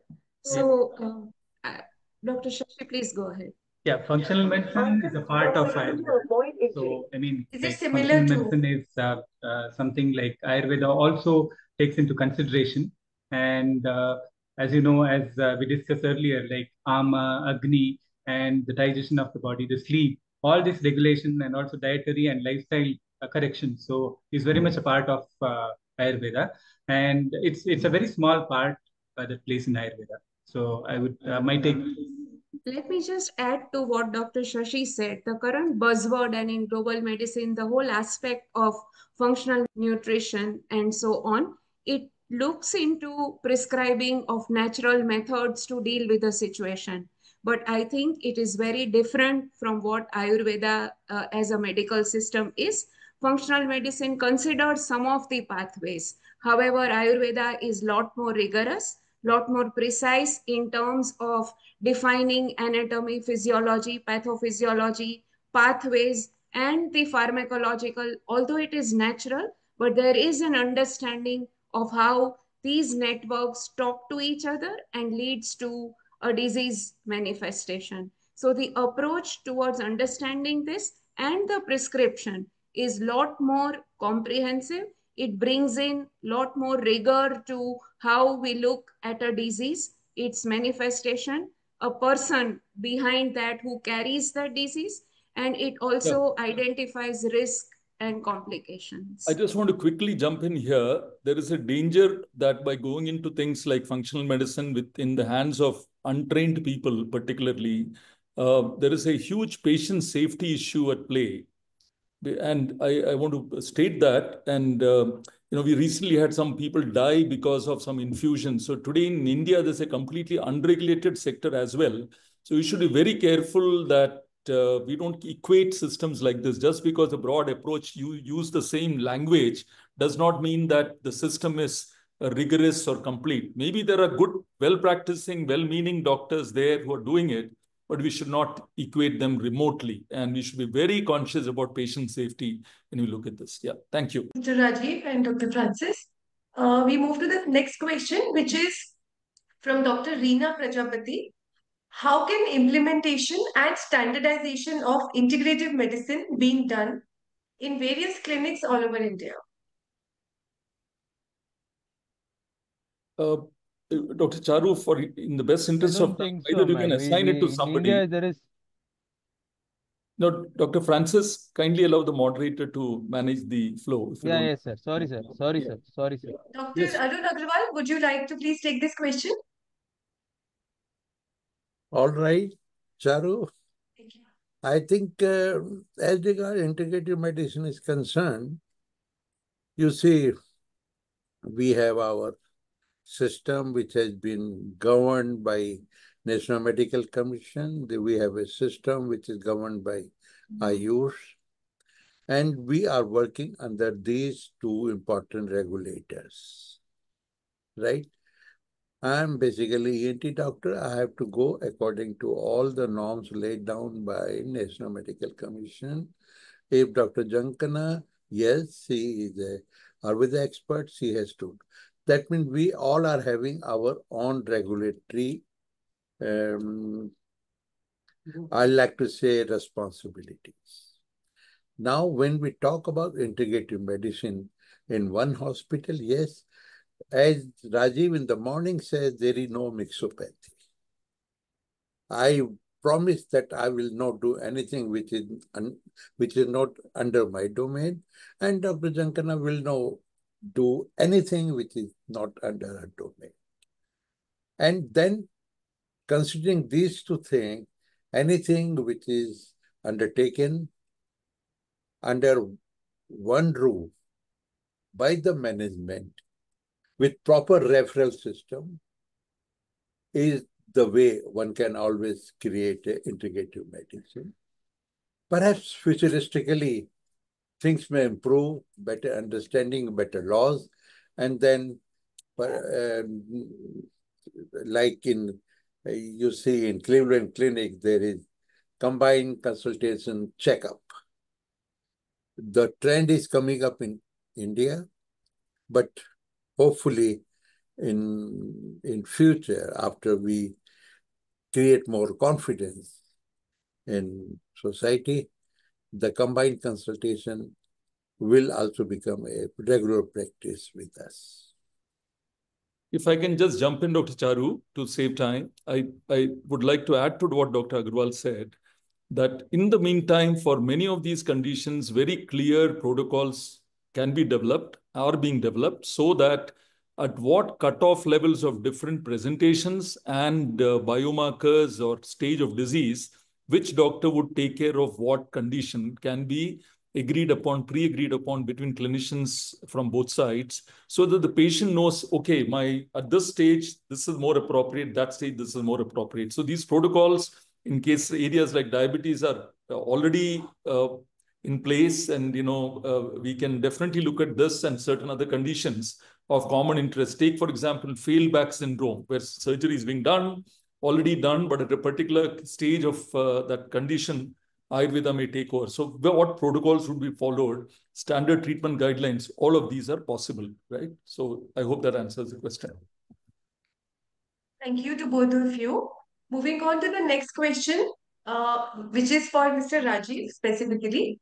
The question is, can we treat patients of Parkinson's disease simultaneously with Ayurveda and modern medicine? I think a clear yes. And in fact, the advantage is that this is a very, very prevalent use case where many patients who are already on modern medicine come to us, and then we ensure that this is managed in a very, very safe and systematic manner, right? In consultation, often also with the neurologist who is a primary physician at the other end, where required. So this is very much possible, yes. Thank you. The next question from Ms. Sudha, not directed to anybody in particular, but I'll read it out first. She says she wants to know about the juvenile diabetes integration limitations, as she's treating a patient of 2.9 years already on short and long-term insulin. After integration, insulin units requirement reduced by 40% at the end of the month. And she says she wants to protect the patient's kidneys and normalize his growth parameters.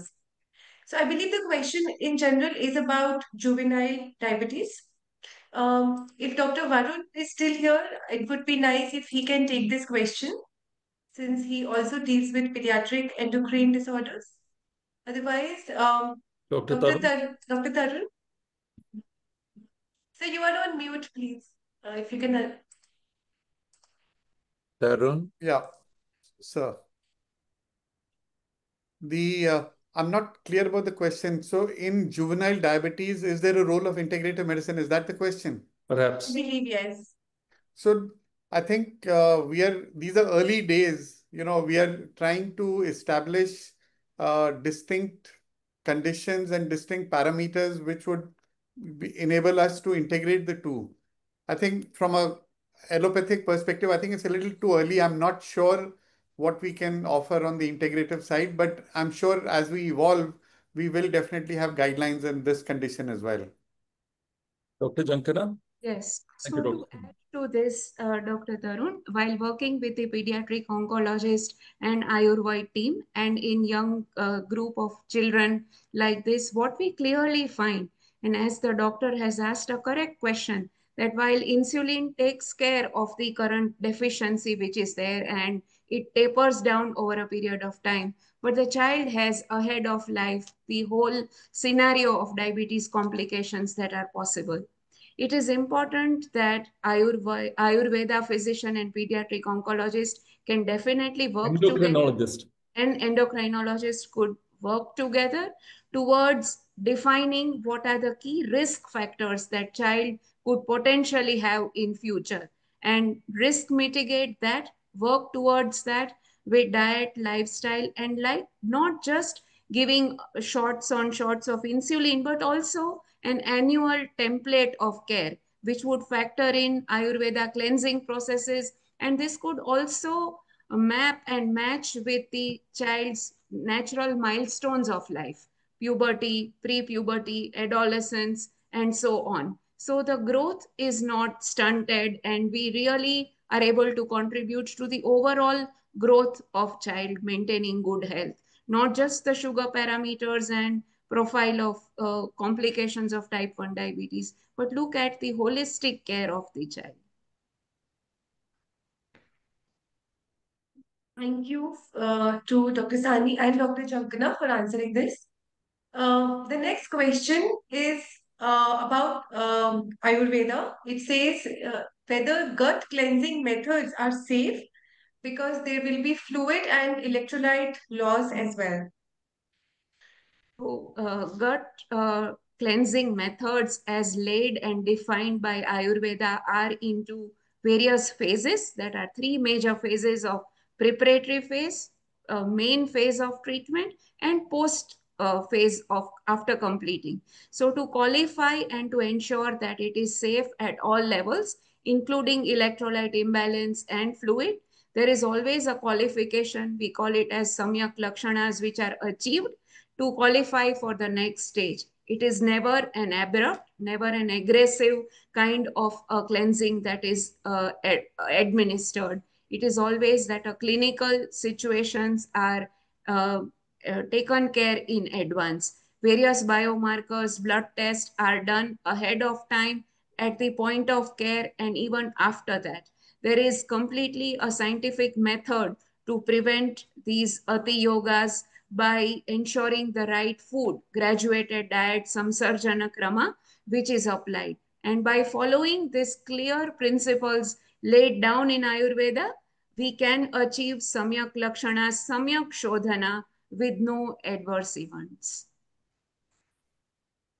Thank you, So in Dr. short, you're Zankhana. telling that it is possible to do it without any safety impact. These are time-tested therapies, and there is no risk of fluid loss which leads to this thing. So it's done in a very safe, systematic manner. That's the answer. Yeah. Thank you. Thank you, Dr. Zankhana and Mr. Rajiv. So I think in the interest of time, these are all the questions that we can take. Yes. I would like to now pass it over to Dr. Swetha Suvarna for a vote of thanks. Dr. Swetha is the medical superintendent at two of our hospitals at Apollo Ayurved, and she's also the co-chair of the Kaho Ayush Forum. Dr. Suvarna, Dr. Swetha. Thank you, Dr. Charu. So, as we come to close of today's enriching session, I'm sure that how much ever hours we dedicate for this discussion, it always feels short. So, I'm sure all the participants would definitely agree with me on this. It is clear that we are not just discussing a concept or a protocol here. We are witnessing the unfolding of a paradigm shift in the healthcare system. So, at the heart of integrative medicine lies the principle that patient is not a case. That's what we have heard from all of our panelists and all of our thought leaders today. So, patient is a person, and as Dr. Arun Agarwal sir rightly told, we should look at how can we provide him the 100% solution or the cockpit method, what sir was mentioning to. So that is what is required, and that can be provided through an integrative approach for any of the patient, is what we have heard from all our panelists as well as all our speakers today. And this approach becomes even more crucial in the face of multimorbidity, which is a reality to most of our patients today. We see most of the patients coming with a multimorbidity, and that is where integrative care actually becomes very, very important.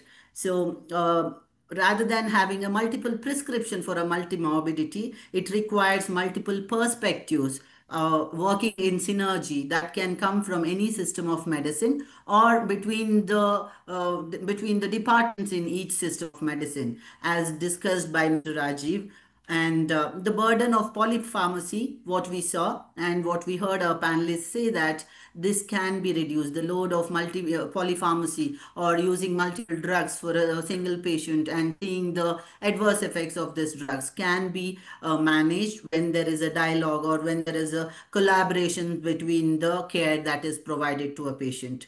But this cannot be done in silos. So the true integration care demands collaboration. As mentioned by Vijay Agarwal sir, it's a partnership that is required, and it is a collaboration or the coordinated care that is required among the systems of medicine. So today's session has given us a vision as how do we progress in an integrative care, and it also has opened areas where we can work upon, like mentioned by Arun Agarwal sir and Vijay Agarwal sir, where they mentioned about comparative outcomes. How do we come to a area where we work on comparative outcomes, and also the areas of research which would put India in a situation where we can actually lead the integrative discussions worldwide.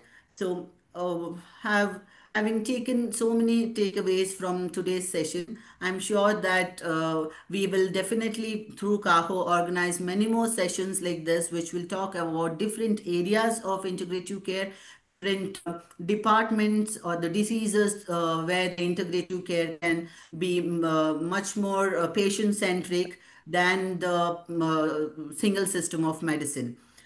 With this, I would like to come to the vote of thanks for today's program. I would like to extend my sincere gratitude to Kaho for providing this meaningful platform to bring forward such a timely and important dialogue on integrative healthcare. A special heartfelt thanks to Dr. Vijay Agarwal, sir, whose unwavering support and visionary encouragement made this day possible.